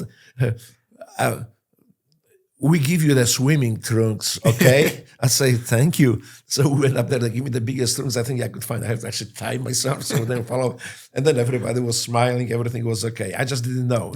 I thought just try to present myself the best I could. And that was not good here. So I had those moments too. So when did military pop on your radar? Well, by this time, I was no longer janitor. I was mechanic. I was working for Mercedes dealership. I went before to the Saab factory schools. Then I was sent to Mercedes factory school. My life was perfect. I even started skydiving. Then I started teaching skydiving. Well, I became the AFF jump master. So my life was perfect. And the first Persian War broke out. So, and I became U.S. citizen. Yeah. So I became American. That's my biggest accomplishment of my life. So I'm just thinking, like, look, I'm living my life here out. I'm living my American dream, and these people are fighting the war. I need to be part of it. I need to contribute to my country, who gave me everything. So I decided to say, well, I joined the military, maybe not for life, but I would just go for the time of war. I go up there, fight the war on behalf of America, and then come back to my awesome, beautiful life. Mm-hmm. Well, I never came back from the military, of course, but that was my intention, just pay back, give back to America and American people. So it was really just like a sense of duty when you saw the war happening, you felt... moral obligation yeah. to support my country in the way I can. And you serve America in many ways. You don't have to serve in military. You can be one of the first responders, or American citizens, being good citizens. They are serving America. Mm-hmm. But for me, the most direct, the most, I think, effective way to serve and pay my debt to America was military. So I joined. That was a story too. Yeah. What was the enlistment process like? Well, the enlistment process, I didn't know about it. So they have this selective, what do you call this, draft cards when you have to register, right? You see them in the post draft office. Registration. Draft registration, yeah. So since the war was going on, so I went to the post office because I remember I've seen it there. I filled my name, everything. I filled it up. I went back to my apartment. I was living with fellow skydivers. And I packed my stuff and said, I'm going to war. It's like, what? So I'm going to war. I couldn't imagine any other way that like, the war is going on. So as soon as you sign up, they take you to war. Yeah, you couldn't even think like the idea of it's just an easy volunteer. No, I didn't think about it. I just thought it's a contract. That this is, I'm telling you that I'm ready to go to fight war, and here's them. Fill it up, I'll send it, just take me. And they just said, hey, Drago, well, they call me Geronimo at the time because my name was Dzieran. So yeah. Geronimo, that's my skydiving nickname. And they say, well, Geronimo, that doesn't work like that. Because, well, at first I was waiting day, 2 days, 3 days. It's like a month pass. All my stuff is packed.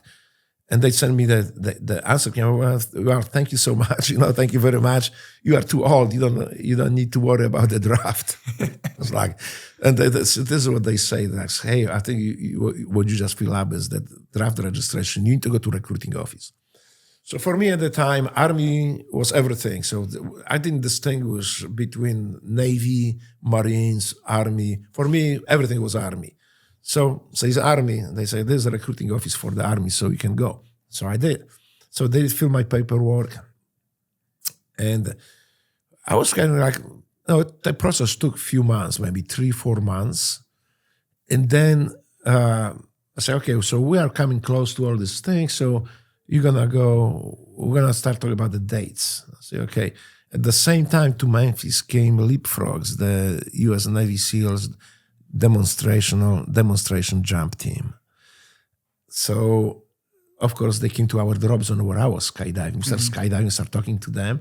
And they talked me into like, well, be like a Navy SEAL. I was like, wow, this is so cool, Yeah. So, but you need to go to Army guys, take your paperwork they prepared and bring it to the Navy office. That was kind of hard for me because I make friends with these guys, and I've got them, right? Screw you, give me my paperwork with all the pains that you went through, and I'm going to give it to the Navy. But eventually I did. I mean, that's like, yeah, I want to go to the Navy. My intention was not really to be Navy SEAL. I just wanted to serve. It didn't matter where. I figured out that the military send me where they need me, and I'll be useful. So I took this paperwork and say, why would you change from this? I said, well, I met the guys Navy SEALs.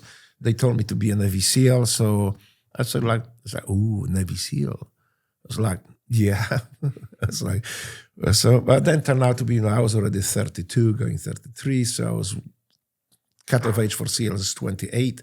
So they told me, well, we cannot guarantee you that program that you get into selection because you are too old. But no, for me, it didn't matter because my intention was not to serve just in the Navy SEALs, just to go serve America wherever America needs me.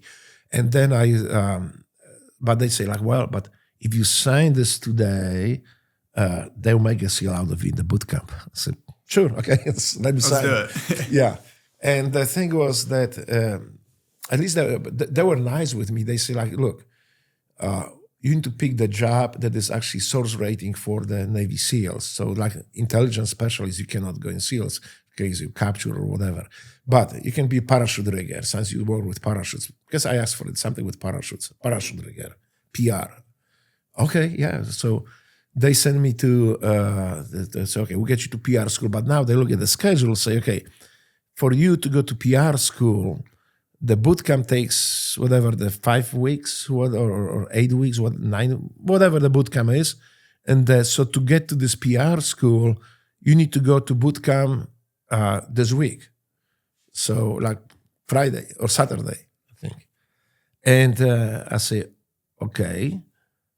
So what we need to do is you need to sign here, because otherwise, if you don't go now, you have to wait another like 4 or 5 months. For the next rotation. Yeah, for the next rotation. So coordinate with you to go now. I say, okay. So I signed it. I called my girlfriend at the time and say, hey, we need to get married. She's like, what? I say, well, I'm going to the Navy. I'm leaving this Saturday. What? Are you out of your mind? So anyway, but so we ran up very quick. We found the judge. It was already after hours. The judge was actually in the courthouse leaving. But we just explained what happened, what we tried to do. He said, okay, so ominous dominus, we are married now. Sign the paperwork. She became my wife. I left to boot camp the next I think, no This shit. week. Oh, yep. Crap. I was preparing for it because they were doing that paperwork. It took a while. And then so I joined so then I joined the Navy there. At that time, they were flying us from Memphis. I got on the airplane. I meet a couple other guys. They were going to boot camp too. They had a similar next system to each other. So we flew to Chicago. And this is just basic training Basic for the training. Navy. Yeah, the basic training. And then it turned out to be that I'm too old for the Navy SEALs. I'm like 4 years past the limit, and like it didn't bother me. But so I was doing so well that I graduated from boot camp as a #1 recruit from that graduating badge. #1 recruit, and so then went to A school. I graduated from A school, I think #1 or #2 student. So I think the Navy scene may be something in me that say maybe that waiver. Yeah, maybe can waiver the age. Waive the age. They did. But did you have to put any processing for that? Or was it just kind of like since you were already No, I did. I had to pass the test in boot camp. I passed the test, but unfortunately I had a kidney stone.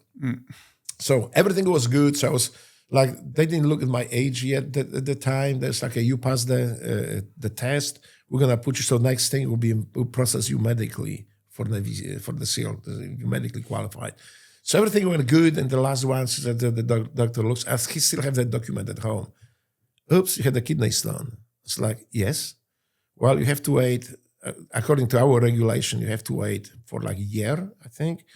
So we don't close the doors on you, but for a year, you cannot go in the SEAL training. Usually within the year, you will have another kidney stone. And if you do, then you will not qualify. We cannot have you. Now you cannot go on the mission and suddenly roll on the side and say, oh, my kidney is hurting. So that's so it was like saying, you cannot go. And I was just like saying, that's okay, wherever U.S. Navy needs me. So I will be PR, I will do the best job as a parachute rigger and air crew survival equipment man. That was the full title. And I said, that's fine. But then in the A school, I was doing so well. And I said, I'll try again. So I asked, there was a SEAL motivator there, Petty Officer Les Barrios. He was, I think I remember he was from SEAL Team 4. So I went to him and said, look, I passed the test in boot camp. I would like to take a test. I passed the test. Now, as you can see, because he was the one administering the test. But anyway, I had a kidney stone. They told me I have to wait 1 year. I'm afraid, like, if I go wait for 1 year, that will be way too old. Yeah. So he said, well, you had a kidney stone. Anything else? I said, no. All right, so go bring me your medical record. At that time, there was like no electronic record. So I ran up to medical clinic on base in Millington, Tennessee. And I grabbed that record, I brought it to him. He just, okay, now leave, just wait, I'll call you. So I went outside, I'm just trying to listen, what's going on. And I hear, hey, come in. Say, I'm coming in. And I'm kind of curious. So I was hoping he might come up with some waiver, maybe another waiver besides the age waiver and stuff. But I say, well, you know what? I'm looking to your record here. I don't see any mention about the kidney stone. Can you help me find it? So I'm like looking. And then, like, it's not there. He's like, well, are you sure you had a kidney stone? By this time, I was sure I did not. So it's like, no, absolutely not. and there I was. So then I had to wait for my orders after graduating from the PR school, from the A school. Some of my friends with whom I was in that PR school, like Jason Cabell, he's the movie director now, but he was a SEAL. We actually were in Iraq together. So he already left, some other guys left. I was still waiting for my orders. And eventually I got the waiver and got my orders to BATS, to selection. And there I was, the rest is the history. Did you know, I mean, this whole time, all this stuff's kind of developing and you found out what the SEALs are, just a random, like, just crossing past skydiving. Right. And then, I'm sure, like you said before, like Special Forces wasn't, you didn't go in saying, I'm going to be part of, I wanted SEAL. to serve whenever America needed me. It would be nice if I could get in the Navy SEALs, but it was not my priority. That was just, I wanted to serve. So I guess that's what I'm asking is, at this point, have you started, like, whether it's reading, asking around, like, were you starting to learn more and more what the SEALs were? Yeah. I became a little bit kind of obsessive. More aware. Yeah. Not so obsessed, but like I say, wow, this is awesome. But now I'm old.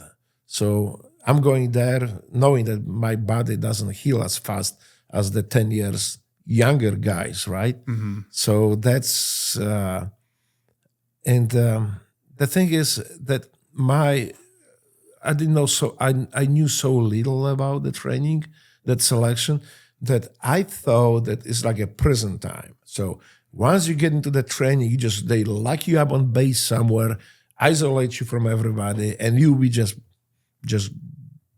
go train. And it wasn't like that. But I figured out that I already spent time in communist gulag, in communist prison. What can be worse than that? Yeah. So I say I survived that. Well, what can be worse is the SEAL selection course and training. That's for sure. But so let's jump into BUD/S. What was your experience there? Well, I was not offended by being yelled at. I kind of expected it.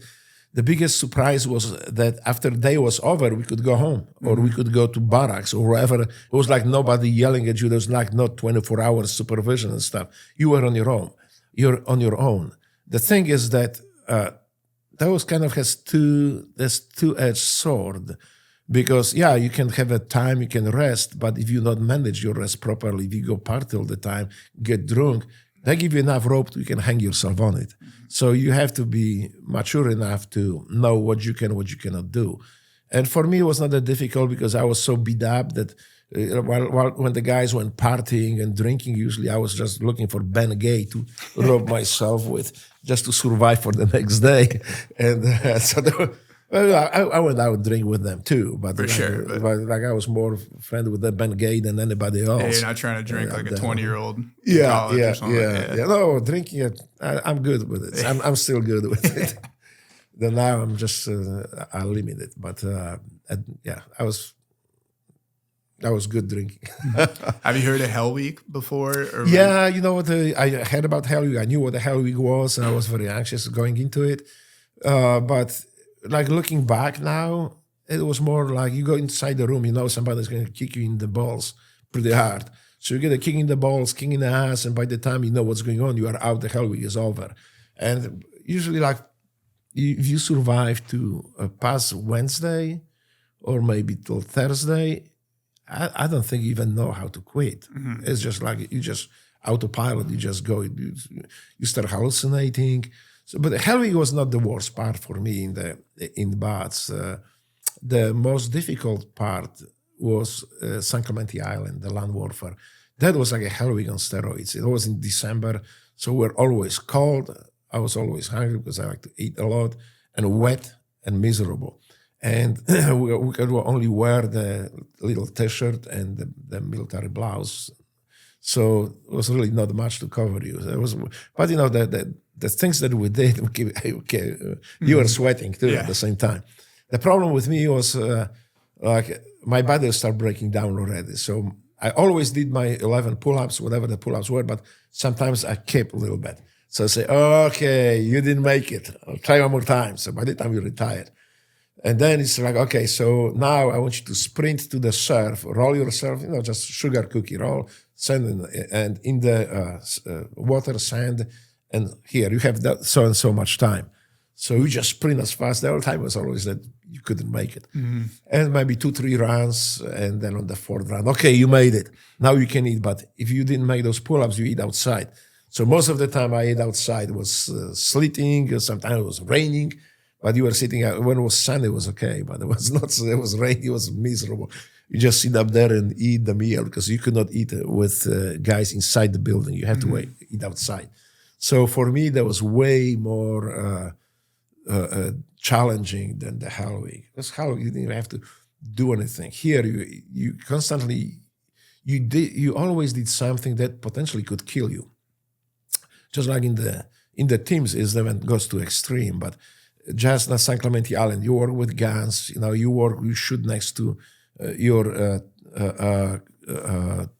students with you are going to the training.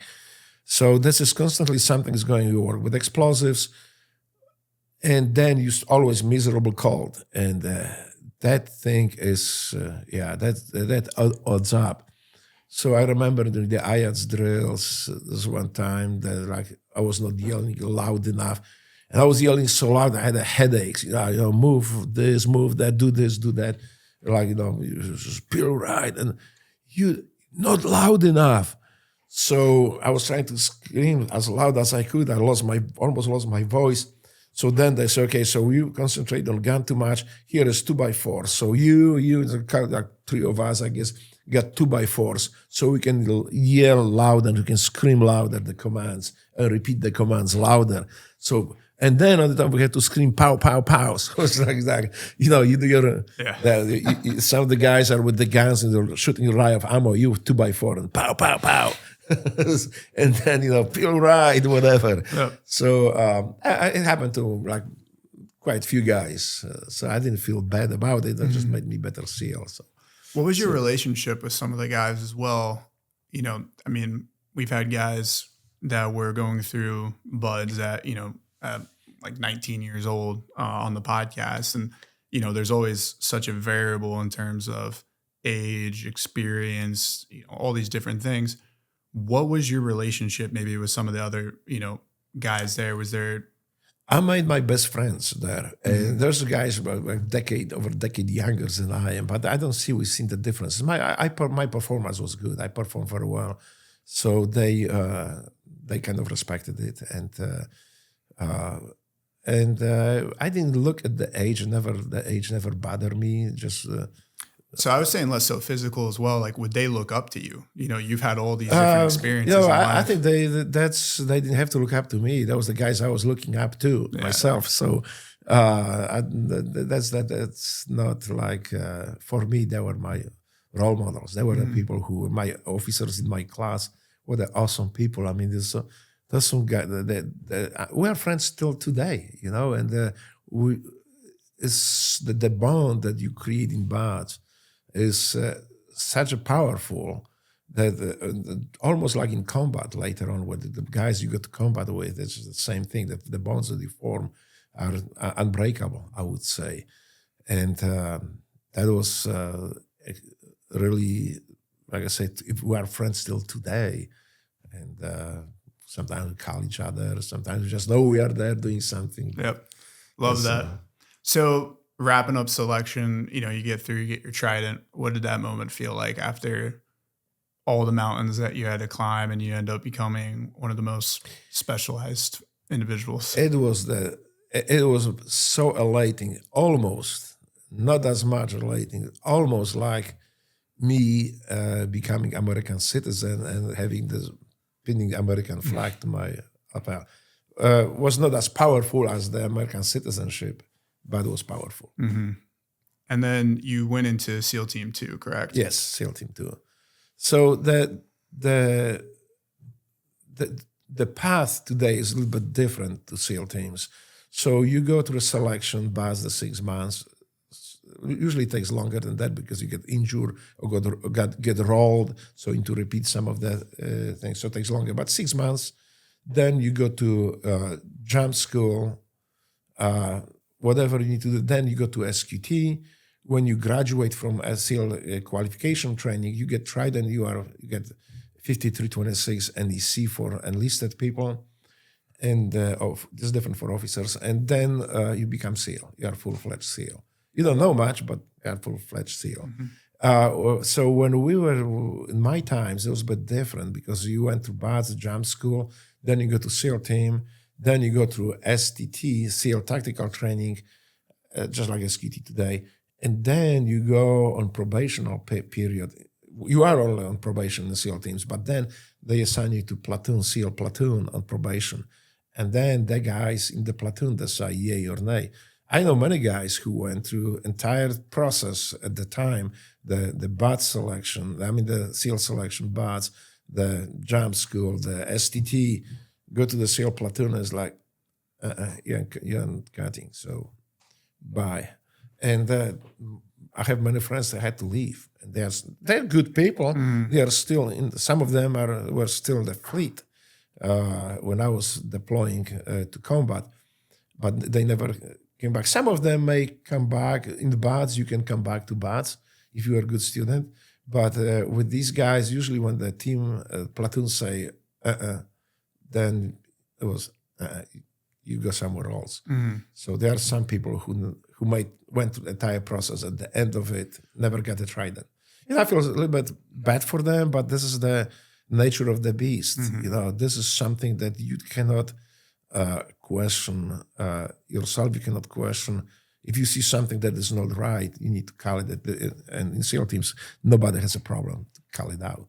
No doubt. Well, so when you got in for SEAL Team 2, did you feel immediately, because I know all the teams have their own culture, they're all kind of... No, there's none of that. Every team has an own culture. When I checked in SEAL team, I didn't even went to the quarterdeck. I barely made to the quarterdeck. So when I went to the magazine, when I went to the warehouse, the place where we kept out to receive my gear, I didn't even make it there. To show up on the quarterdeck, all night I was working my uniform, make sure there is no piece hanging somewhere.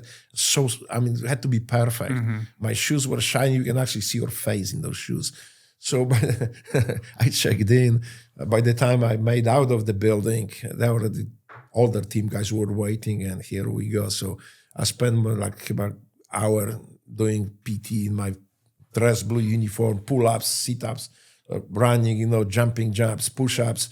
Then they took me out through the back gate because it was kind of hazy. There was something that command may not approve. Yeah. So they took me to the back gate to the time that we ran the 3-mile test run. So here I'm with the hat in my hand, and this thing is flowing behind me by the flaps because I'm running and try to make the time, for the SEAL time. So I did it on the full 3-mile run in my shiny shoes. By the time I was over, I had to just, with the tears in my eyes, I went and bought a new uniform because that thing was gone. And so, you know, you are brother, but you're not quite brother yet because you are the new guy. They call us, I think, I don't know what today's policies, but they used to call us FNGs, fucking new guy. So then we were just a fucking new guy. Do this, do that, man. And we are learning from these guys. But, you know, like Friday, at that time, there was Friday, we, at the end of the day, was the older guys, you know, the experienced SEALs, they had a kegger in the high bay. So one day they invite us, the new guys. So like me and a friend of mine, like, hey, I think we're gonna socialize with real SEALs. You know, I didn't have a Trident yet, so we're like, oh wow, I think they build the camaraderie and stuff. Well, as soon as we show up in the high bay, we just like, by the time we knew what's going on, we're all tied up, hanging upside down on the high bay with these little chains going up like a bats, like the cocoons. And as the guys were drinking beer, they lower us sometimes. They just put the draggers pipe in there, just squeeze as much beer in us as they could. And they just roll us back up. So we spent maybe like a couple hours there, just praying that they don't get drunk enough and forget us overnight. Yeah.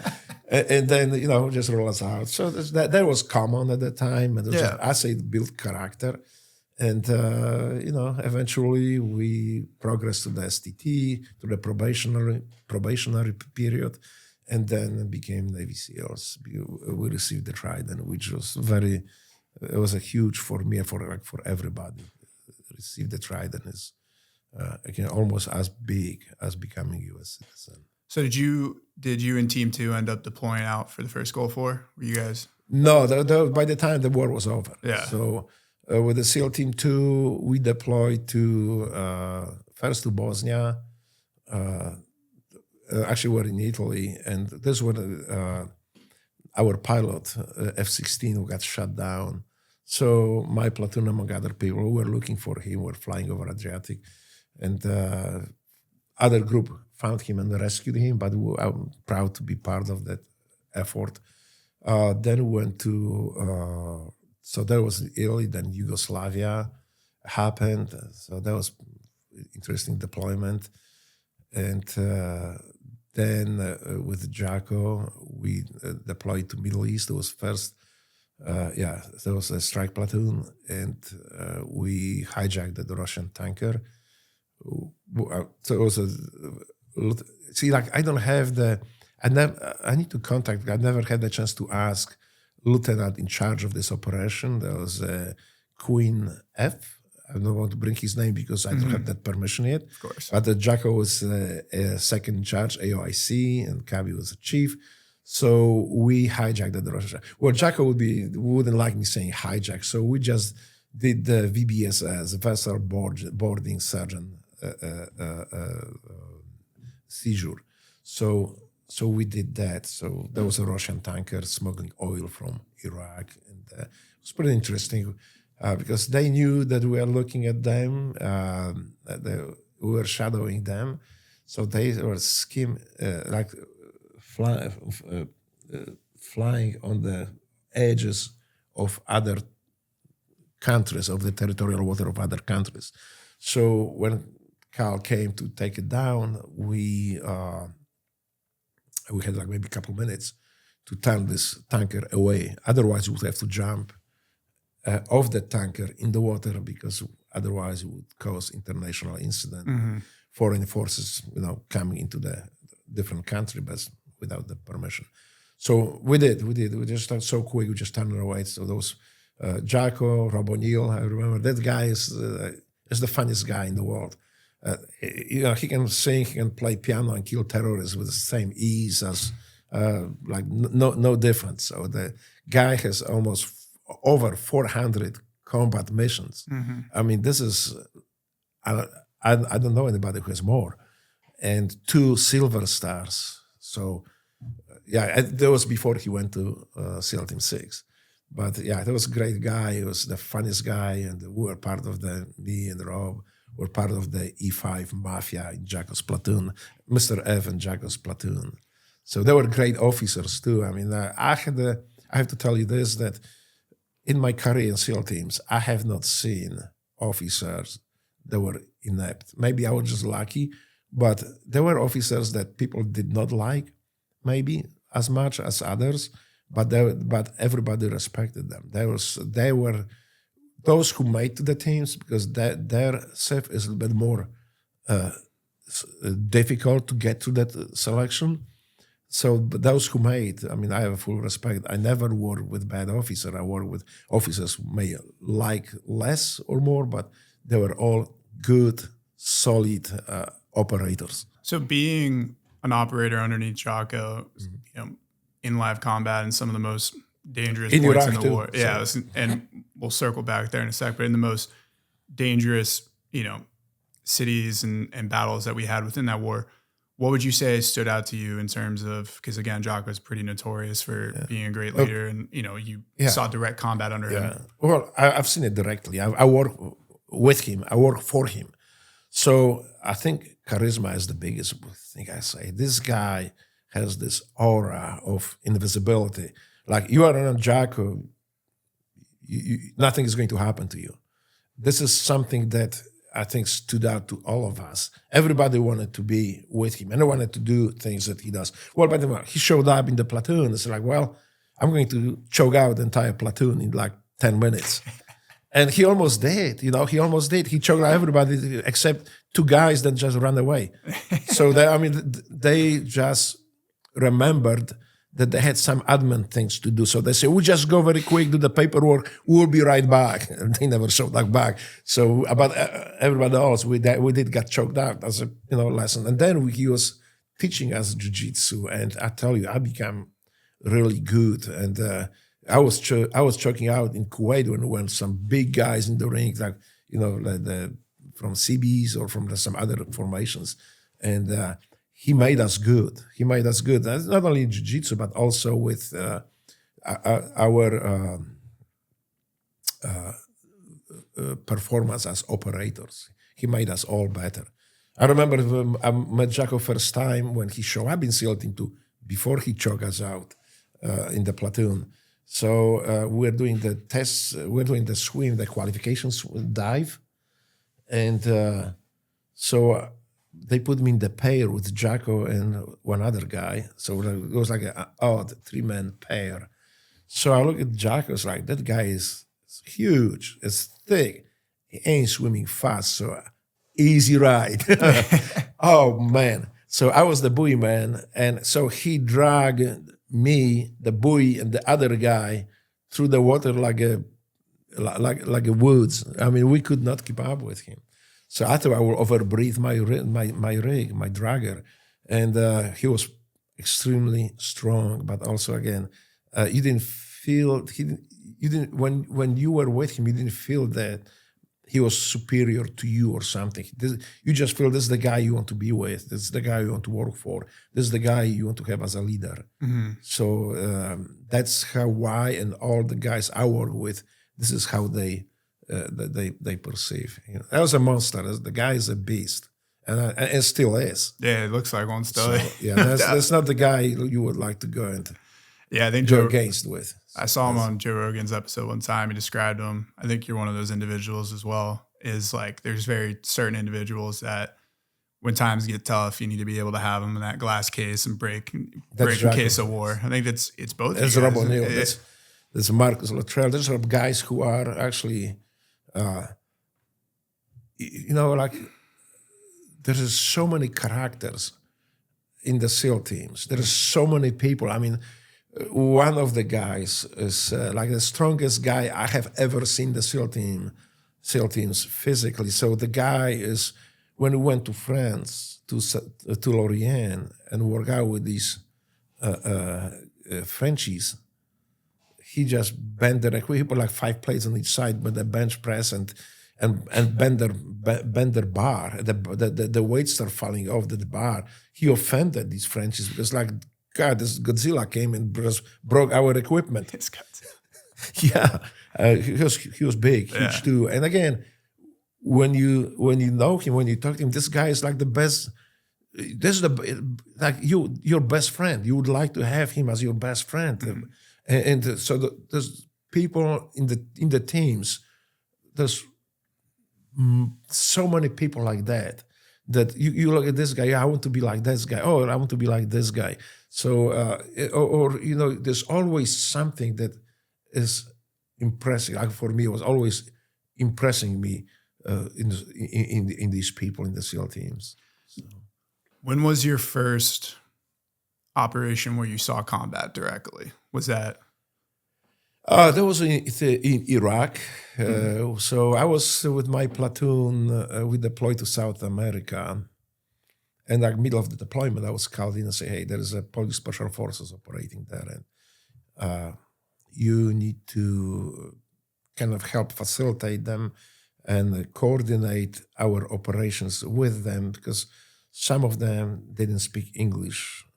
Some of them did, but not very well. So the help was like, you know, to help in coordination. So I said, yeah, roger that. And I packed my stuff and I left. You know, SEAL guys, they are A-type personalities. Everybody's aggressive. So like people are pissed. Why is Drago going to war and I'm not going to war? I have to wait my turn. You know, everybody wanted to go to war. This is the SEAL teams. We want to fight. We want to use the skills that we learn. And so everybody was like, I want to go to war too. They did later. But, you know, like I had a chance, opportunity, and honor to be sent to combat earlier, a little bit earlier from the West Coast, from the East Coast. The West Coast was already operating for quite some time. So when I showed up and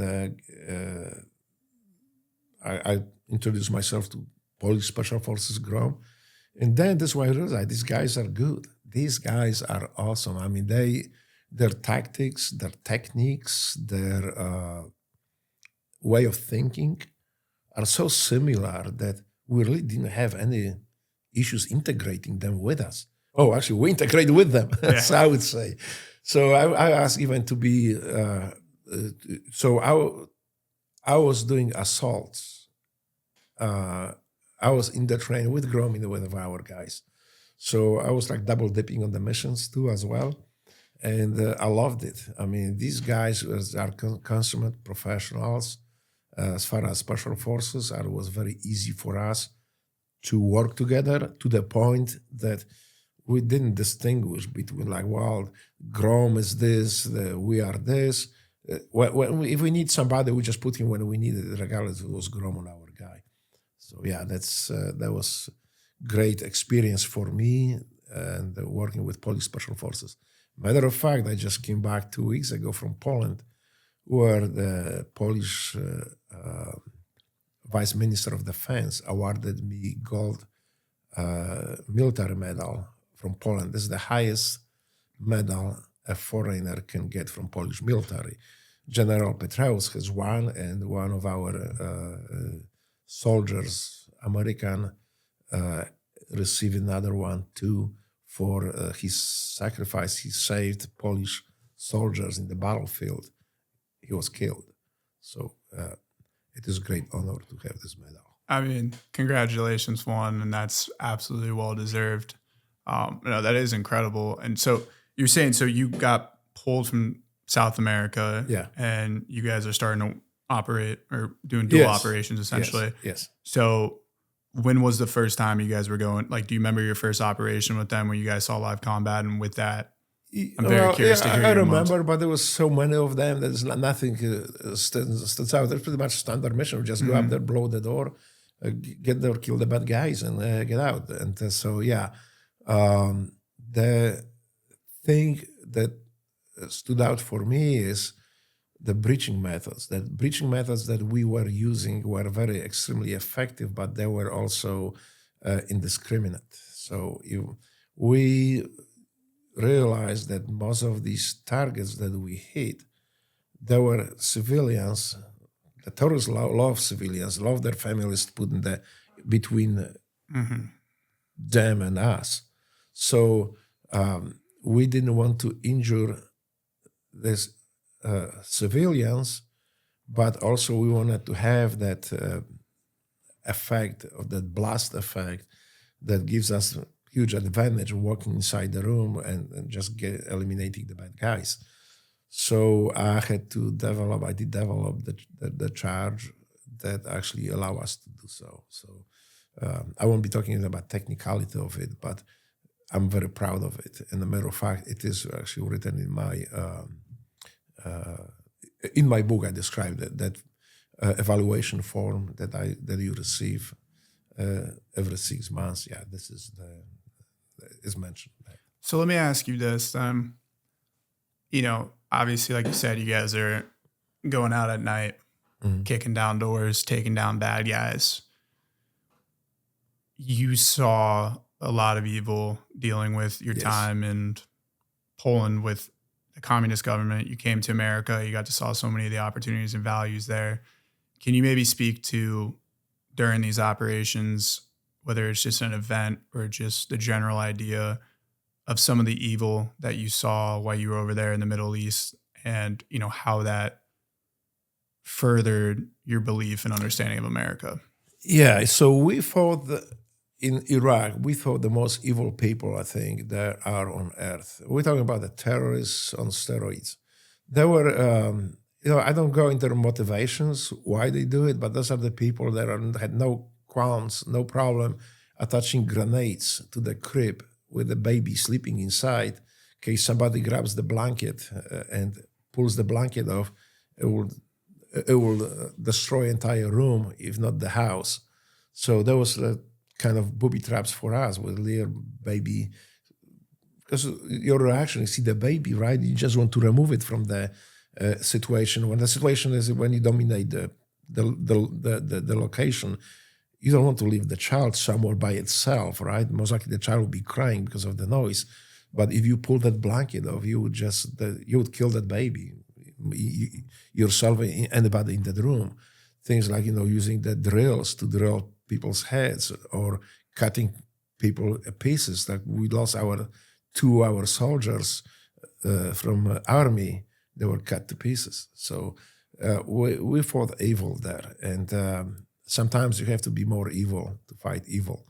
And civilizations, sometimes the society needs a monsters to fight bigger monsters. So we were the monsters.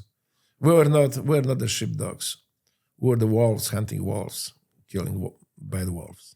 What do you think people don't understand about war for that context as well? Because I fully agree with what you're saying. A lot of people see through the prism of movies when the beautiful music is playing, the hero is doing everything can and he's always winning. And real war is different. You smell, you see it, you experience that, you feel it, and that sometimes from a couple feet away. So this is a very different experience. And again, I'm glad that we could do it, so our people, our American people, can live free without worrying. I know sometimes people come to me and say, well, these guys don't appreciate it. They don't even think about what you guys do up there. They don't think about this mayhem, the killings that is happening, that you witness. And so my answer is, that's what we want, right? Mm-hmm. We want our citizens not to worry, not to look over their shoulders. We want them to live the normal lives like nothing happened. We take care of everything outside the wire. But also we need to remember that we have first responders who are actually taking care of our families. When we fight the evil up there, they're here protecting our families. So it's a teamwork. And our citizens being good citizens, doing their job, doing their work, paying taxes, are supporting us. It's all service to America. You don't have to be in uniform to serve America. You need to be a good citizen. So let me ask you this as well. You kind of glossed on it there, and feel free to answer as deep as you want to go. But during this time and even now, what was your relationship with death and with that? Well, you know what? Like, you don't think about it. It's like if you dwell about the death, and you might have to look at the job of being a philosopher or something. I'm not. I'm a simple man. I'm a soldier, and yes, I killed a man if it needs to be to protect America and American people. I have no qualms about it. People sometimes ask me how many, if I have any regrets from the war. I say, yeah, one. I didn't kill enough of them. I wish we could kill more of these bastards. Mm-hmm. And I'm serious about it because if we could get this guy, that guy that got away, maybe some of my brothers would come back home to their wives, children, to their parents. So yeah, I don't saying it lightly. I mean, I wish we could kill more of these bastards and bring home more of our brothers. Speaking of that as well, what was the brotherhood that you were able to create with a lot of these individuals in a time of war? I think that's what people don't often really recognize, is how close you guys really get. Well, it's not only the combat. In training, almost every day you do something that can kill you. So, and your life depends on directly on actions of the person next to you, and vice versa. So the bond that is being created is very powerful, is very strong, and I don't see how you could break it. You know, that's the people that I went to war with. We are still friends. We are still calling each other. We are still checking on each other. Say, hey, how are you doing today? Mm-hmm. How was your day? You know. And so this is something that I think is extremely powerful. And it's not only within the SEAL teams. SEAL teams, because the nature of us, we are a small group, and we pretty much know each other. Mm-hmm. But the similar bond is formed with Marines in combat, with other special operators, with other branches, or even soldiers working in the field. So this is something that is very, very unique. But like I say earlier too, in one of the podcasts, that brotherhood of that military, that brotherhood within SEAL teams is part of the bigger brotherhood of the military and military veterans. And that brotherhood is encompassed by even the biggest brotherhood, the American brotherhood of American people. I love that. I guess continue. Sorry, that just got me emotional. I love that. It's amazing to say that's true. It's true because, and again, this is like what I was talking about. You know, the idea of all these different items that you're highlighting here, the darker aspects of war. Of course, you know, we talk about death, we talk about killing, we talk about all these different things. The lighter aspects, building the brotherhood, becoming, you know, lifelong friends with some of these individuals, caring about the people back home. It's like all this is the structure of war. But when you come to a lot of people here, you know, they'll complain, they'll do all this. And it's like, you guys need to understand what the reality of the situation is over there. It's not as black and white as people like to paint it. You know, okay. You see, the thing is to, people say like, we just go the animals, we just fight the wars, Well, if you don't want the war, vote for politicians that don't want the war. Mm-hmm. You know, we are the surgical instrument of America. We go do whatever it takes to make America strong, powerful, and safe. But if you don't want war, we answer the call. We cannot say, I don't want to go to war because that war maybe is not, I don't like it. No, you vote, we all vote for people, for our politicians, we vote for our representatives. If you vote for representatives that starts the war, don't complain to us. We will be fighting that war on your behalf and the war that the politicians start. Maybe we could help if we make a law that if you vote for the war, your children will go in the foxhole with us. Mm. Your children, your grandchildren, we want to see them next to us in the war. So maybe next time you will vote for peace. Would you be in favor of, and I've always had this discussion, I actually think it'd be really beneficial for American people, would be like 2 years service where, you know, you turn 18, similar to, you know, countries like South Korea has it. Japan, I believe, has it, like Singapore, where, and it doesn't necessarily have to be in the military, but it's just some level of service, whether you're working as a first responder. I mean, I've had even buddies say, you know, it could be as simple as working at the post office, but 2 years of just giving back, of service, of being able to kind of reflect on the world and America's place in it. Do you think that would be beneficial for younger generations to be able to have that experience? I don't know, because I came from Poland where it was the conscription was mandatory. Everybody had served 2 years.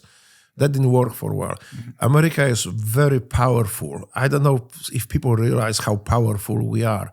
We don't need to conscript people today.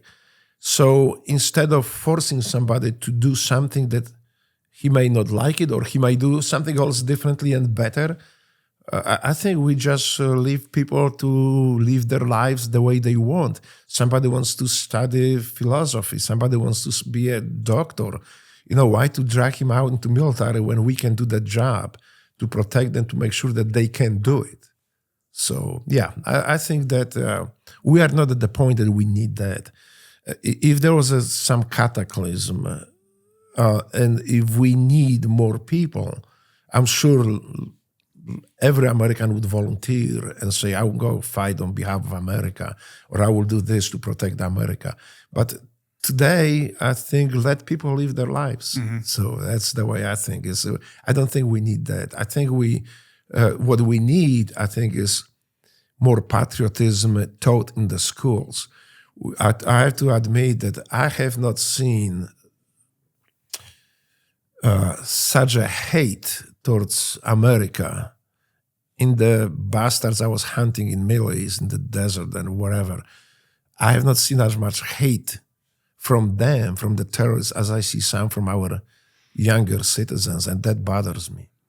Those are the universities that are teaching that hate for America to our youth. And those people teaching that thing, I think, should be removed from teaching them.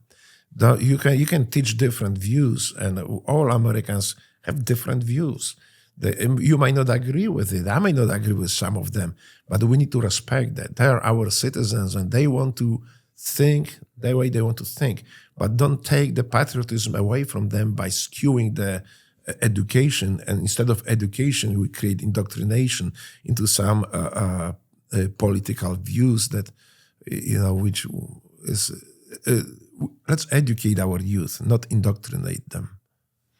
I'm going to circle back that in a second because I think that's beautiful. But I do want to wrap up time in the Middle East. I guess, you did have time operating in Iraq and, in Fallujah especially, just one of the... I didn't go to Fallujah. Well, I did Fallujah, actually. We did snatch the we did. I was going to say, I would love to hear some of the, crazy operations. That was with Jocko, actually. That was funny. That's so... I cannot lie. Well, it's funny, but so we were raiding. There was a hotel full of Syrian terrorists, and so when we snatched them, we grabbed them, we bagged them, tagged them, and on the way down, working with them. There's I think my element was operating on the third floor. So my guy just does not want to go, and he's handcuffed. But I try to walk with him, and he just throwing himself to the side, and I follow with him. So I'm like, my uniform is like bloody a little bit. It's dirty. I'm sweating. There's some of the blood on my face. So I'm coming out finally with this guy out of the building to throw this guy on the Humvee, and it's like, Drago, what happened? I say, that bastard doesn't want to go. I mean, he has something on his consciousness. This guy just doesn't want to go. Every time he falls down. I fall down with him, and he just doesn't want to go. It's like, dude, it's not that he doesn't want to go. He doesn't have a leg. I was like, I pick his dress, like, fuck, he doesn't have a leg. Sorry, dude. Just I helped him to the house. Also right back in. So yeah, there's comical things too. Happens like this in the war. Do you have any other specific operations that stand out in your mind, whether that be for the emotional? Oh, there were a lot. I mean, there was one of them. I could talk all day on that, but there's going to put a central limit on this. But yeah, so there's another one. We were hunting Iraqi general who was actually organizing the IEDs and financing the IEDs. Those explosive devices that were killing our soldiers. And so every time we raided, he was gone. He was always sometimes hours faster than we and our intelligence. So eventually we got the guy. So the intel came, there's a big, powerful door. In Iraq, they have those little steel gates in front of the door, then he made a big wooden door. So I like prepare my charge. I was breacher, that's my specialty. So Naval Special Warfare Lead Breacher. And so I'm going to blow the gate, the door, so we can get in, get the guy. Well, we go to the door, and I think that the shootout already started outside. So the door were not as strong as they supposed to be. There was no steel gate in front of it. I could change the charge, so not to overblow that stuff. And the funny thing is that so I put the charge on it. I didn't know, but the guy, actually, the general, was standing on the other side of the door and trying to listen to what's going on up there. The shootout's going on. It's just like, so when I blow it, this guy was still, when I detonate the charge, the guy was still standing there holding the door knob and being dazed. So we got him. We handcuffed him, and then he hears Polish speech, Polish talk. That was Grom, and it's like, Polish soldiers, Polish. And one of the guys say, yeah. And then the guy in perfect Polish, I cannot even speak English with such a perfect accent, without such an accent. So he speaks in perfect Polish, say, Americans are here to get me. You guys get me out of here. I have contacts in Warsaw. I have the money. I pay you whatever. Just get me out of here. Get me away from Americans. It's like, it's like, hey, Drago, just tell your guys, we got the son of the bitch. It's like, okay, we got on the radio and just haul his ass to jail. So yeah, we were just inviting the Iraqi general to invitation to prison.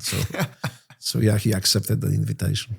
So when did you look to step away from the military? I know you said that you started having some like TBI issues and stuff, right? So well, at first we didn't know at the time that there was such things like a TBI. I mean, we knew that brain injuries were common, but brain injury from what? I'm blowing through charges 5 feet away from it. That should be okay. Shooting the rockets, that should be okay. I mean, it didn't kill us.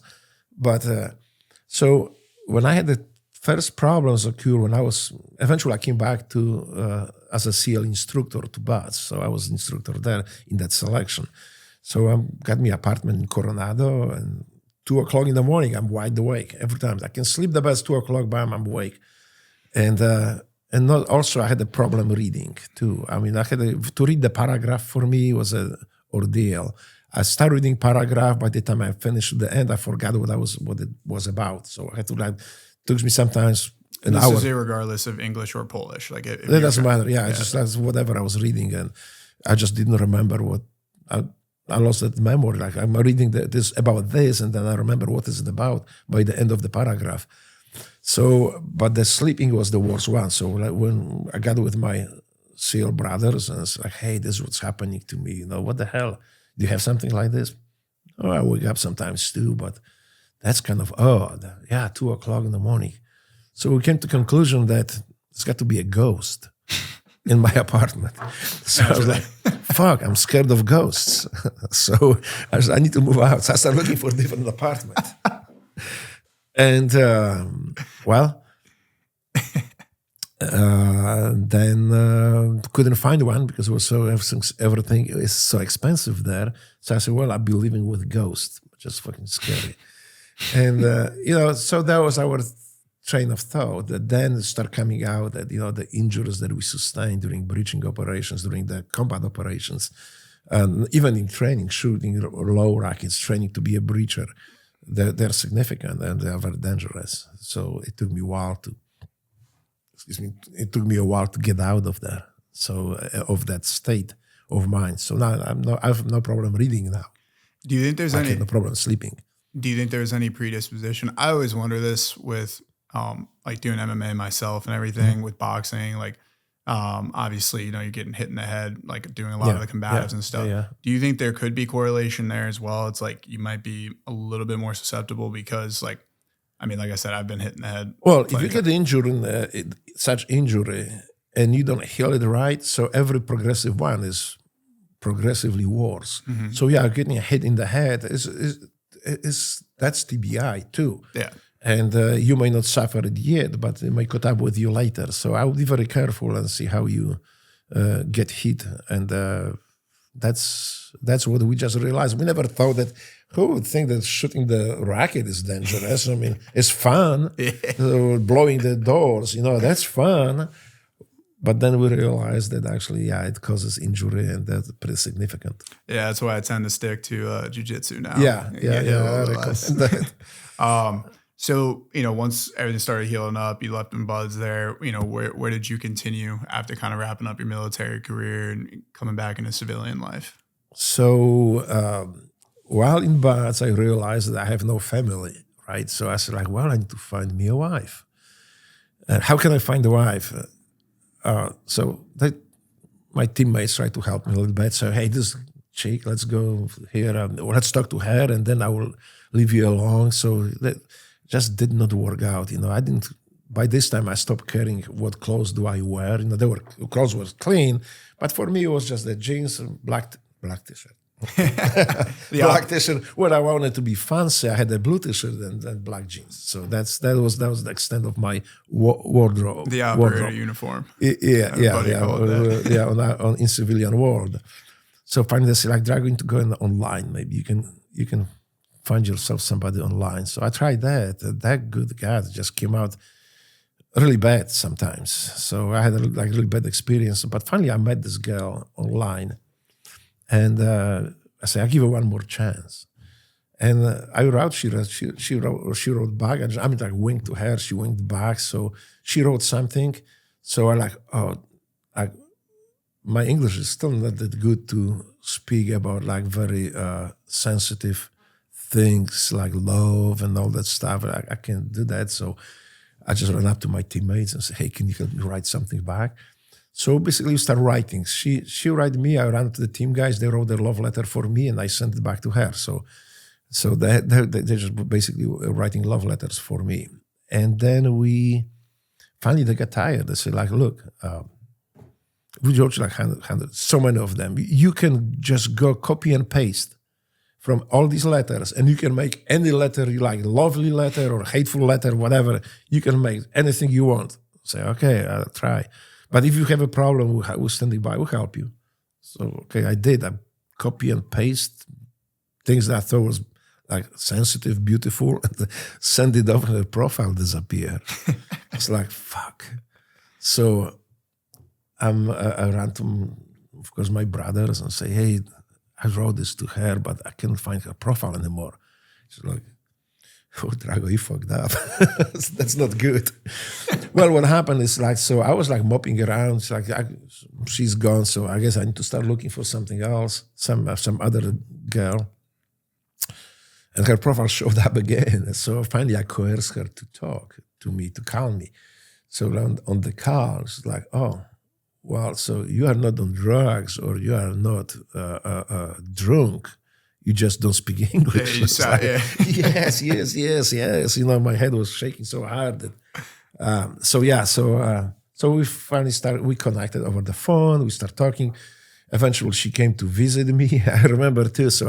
Because my bad experience from the past on online dating, where the girl show up totally not looking like she showed me the picture of the scribe. Yeah, good old they catfish. were so bad that I just took a team guy with me. I say, look, if this is another monster, you just go and you bail me up. I just disappear, and you just tell her I went to war, or just tell her something.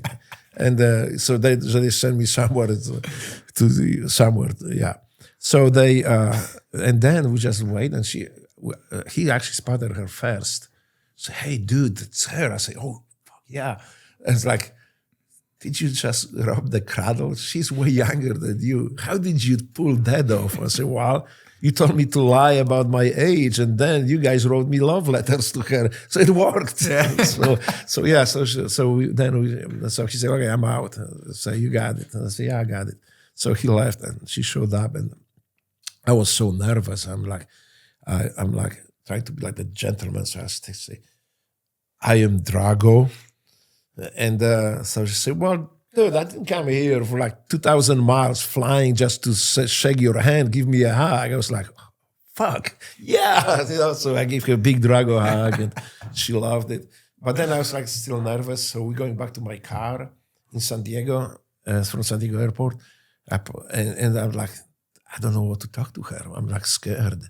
So we came, and I had the flowers, but I didn't want to have the flowers with me because in case a monster shows up, I'm not going to give the flower. I will run. So I opened the doors. I pulled the flowers. And they were still wrapped in this like gray paper thing, and I didn't think much. I just gave it to her upside down, wrapped in the paper. She was like, "What's this?" I was like, "A flower." So I was like, "Hold on 1 second." So she took the flower, wrapped it around, they took the paper out, then flip it around, grab my hands. Okay, do it again. I was like, okay. So it worked, So we are married. We have 2 kids together now, and she is way smarter than I am. So I have to admit, yes, she domesticated me. I'm right now. She's finishing she's working on her PhD. Yeah, we were talking about this offline. Yeah. So I'm kind of like, she's so smart and she's so beautiful. So yeah, I love her with all my heart. That's amazing, man. Literally, I can't say it enough, for everything you've done, for everything you've done in life. Like, you deserve all that and more. And well, we all deserve it. So this is America. Every American deserves that. For sure. And people have different views. We need to learn to respect their views. They may not be aligned with our views, but this is beautiful about America. We might not agree, but we'll still respect each other, right? That's actually where I want to look to wrap up, especially is, everything we've highlighted here. You've lived the American dream, and you've seen the world in so many different, faces and all the nuances that come with it. If you had a message to the American people at a time where we're kind of the most polarized, at a time where we're the most divided, arguably at a time where, there's other countries around the world that are maybe don't have our best interest. If you had an opportunity in this podcast to say something to them, what would you say? I would say, can you stop for a second? Because I have this. No problem. There's a laser damage, No so problem. I have sometimes my arms are burning. I mean, it's like a burn. Like No worries at all. So, when you get to go. Yeah, so you can cut that thing out. Yep. So, cut. What I would say is stay the way you are. Don't be American, be good person, just like you are. And also, do not give up on your dreams or on your views. You don't have to agree with everybody with your views. Just respect other people, and that's happening. So we are living in a great country. We are living in the most unique, special country called America. And we should be able to disagree with each other. And again, if this is in a respectful way, I think that's what is great about America, that we can have our own views, we can express them without worrying and without looking over the shoulder that secret police will show up and snatch you, arrest you, or kill you, or make you disappear. So we are living in the best country in the world worth fighting for. And I would like to say thank you for my freedom to all Americans. Well, I think a lot of us can say thank you to you, even though if you won't. No. See, you may not acknowledge it, man, but you are an American hero. And like I said, it's an honor and a privilege to have you on the podcast today. Again, everything you've done and what you represent for America, I think, is so critical. And I hope that everyone that's listening gets an opportunity to really digest a lot of the stuff we talked about today and think about. Yes, I am American. There is no hyphen in front of this American. There is no Polish American. I'm American. I'm proud. You're the man, Drago. Really appreciate you coming on today. And quick shout out. We'll have all your books linked below. I don't know if there's any other links or anything that you want to shout out there where people can find you. Connecting.com. I will text it to you. I will let you know the spell of it. Connecting. This is social media without censorship. Because I was being censored so heavily on the LinkedIn, on Facebook. So thanks God for Elon Musk and his X, where people can actually express themselves. So I created my own social media. I'm a software engineer, so it is called connecting.com, and I'm there. Sometimes I avoid social media as much as I can. Yeah. But, what's the structure like? It looks more like Facebook. Okay. It just doesn't have a censors. No. Doesn't have a fact checkers. They were never fact checkers until the truth started coming out. Yep. That's fact. That's what's cool about Twitter is it has that community notes where it relies on the people to call out BS. Right. And, it's like, and at the same time, it doesn't just disappear what you're talking about. It's just the community notes there. And it's like, hey, read this. You can make your decision. Right. Sometimes those community notes are not so convincing, but, it's something that you can express yourself without worrying that somebody will cut your opinion out of the discussion, of the conversation. So you can converse as a free man. You can converse whatever you like. You can say whatever you like. It is up to people to believe you or not. If something is ridiculous, you should be educated enough to call it ridiculous and don't pay attention to it. But I don't want government to do that choice for me. I want to do it myself. America is great, and that's why we are the way we are. So what's the app one more time? What's the application that you designed? ConnectZync. ConnectZync. ConnectZync.com. Perfect. Everyone go check that out. It's going to be linked below. I'm on my social media, like I say, I'm not savvy with social media. Yeah. So there's always somebody trying to give me some advice. But there's a Drago Dzieran, like my last name, on Instagram, on LinkedIn. This time, I think this is my 4th account. So they always close it if I say something about socialism. Yeah. And on Facebook, the same, Drago Dzieran. Well, Drago, you're the man. Like I said, it's an honor and privilege to have you on today, brother. Thank Appreciate you.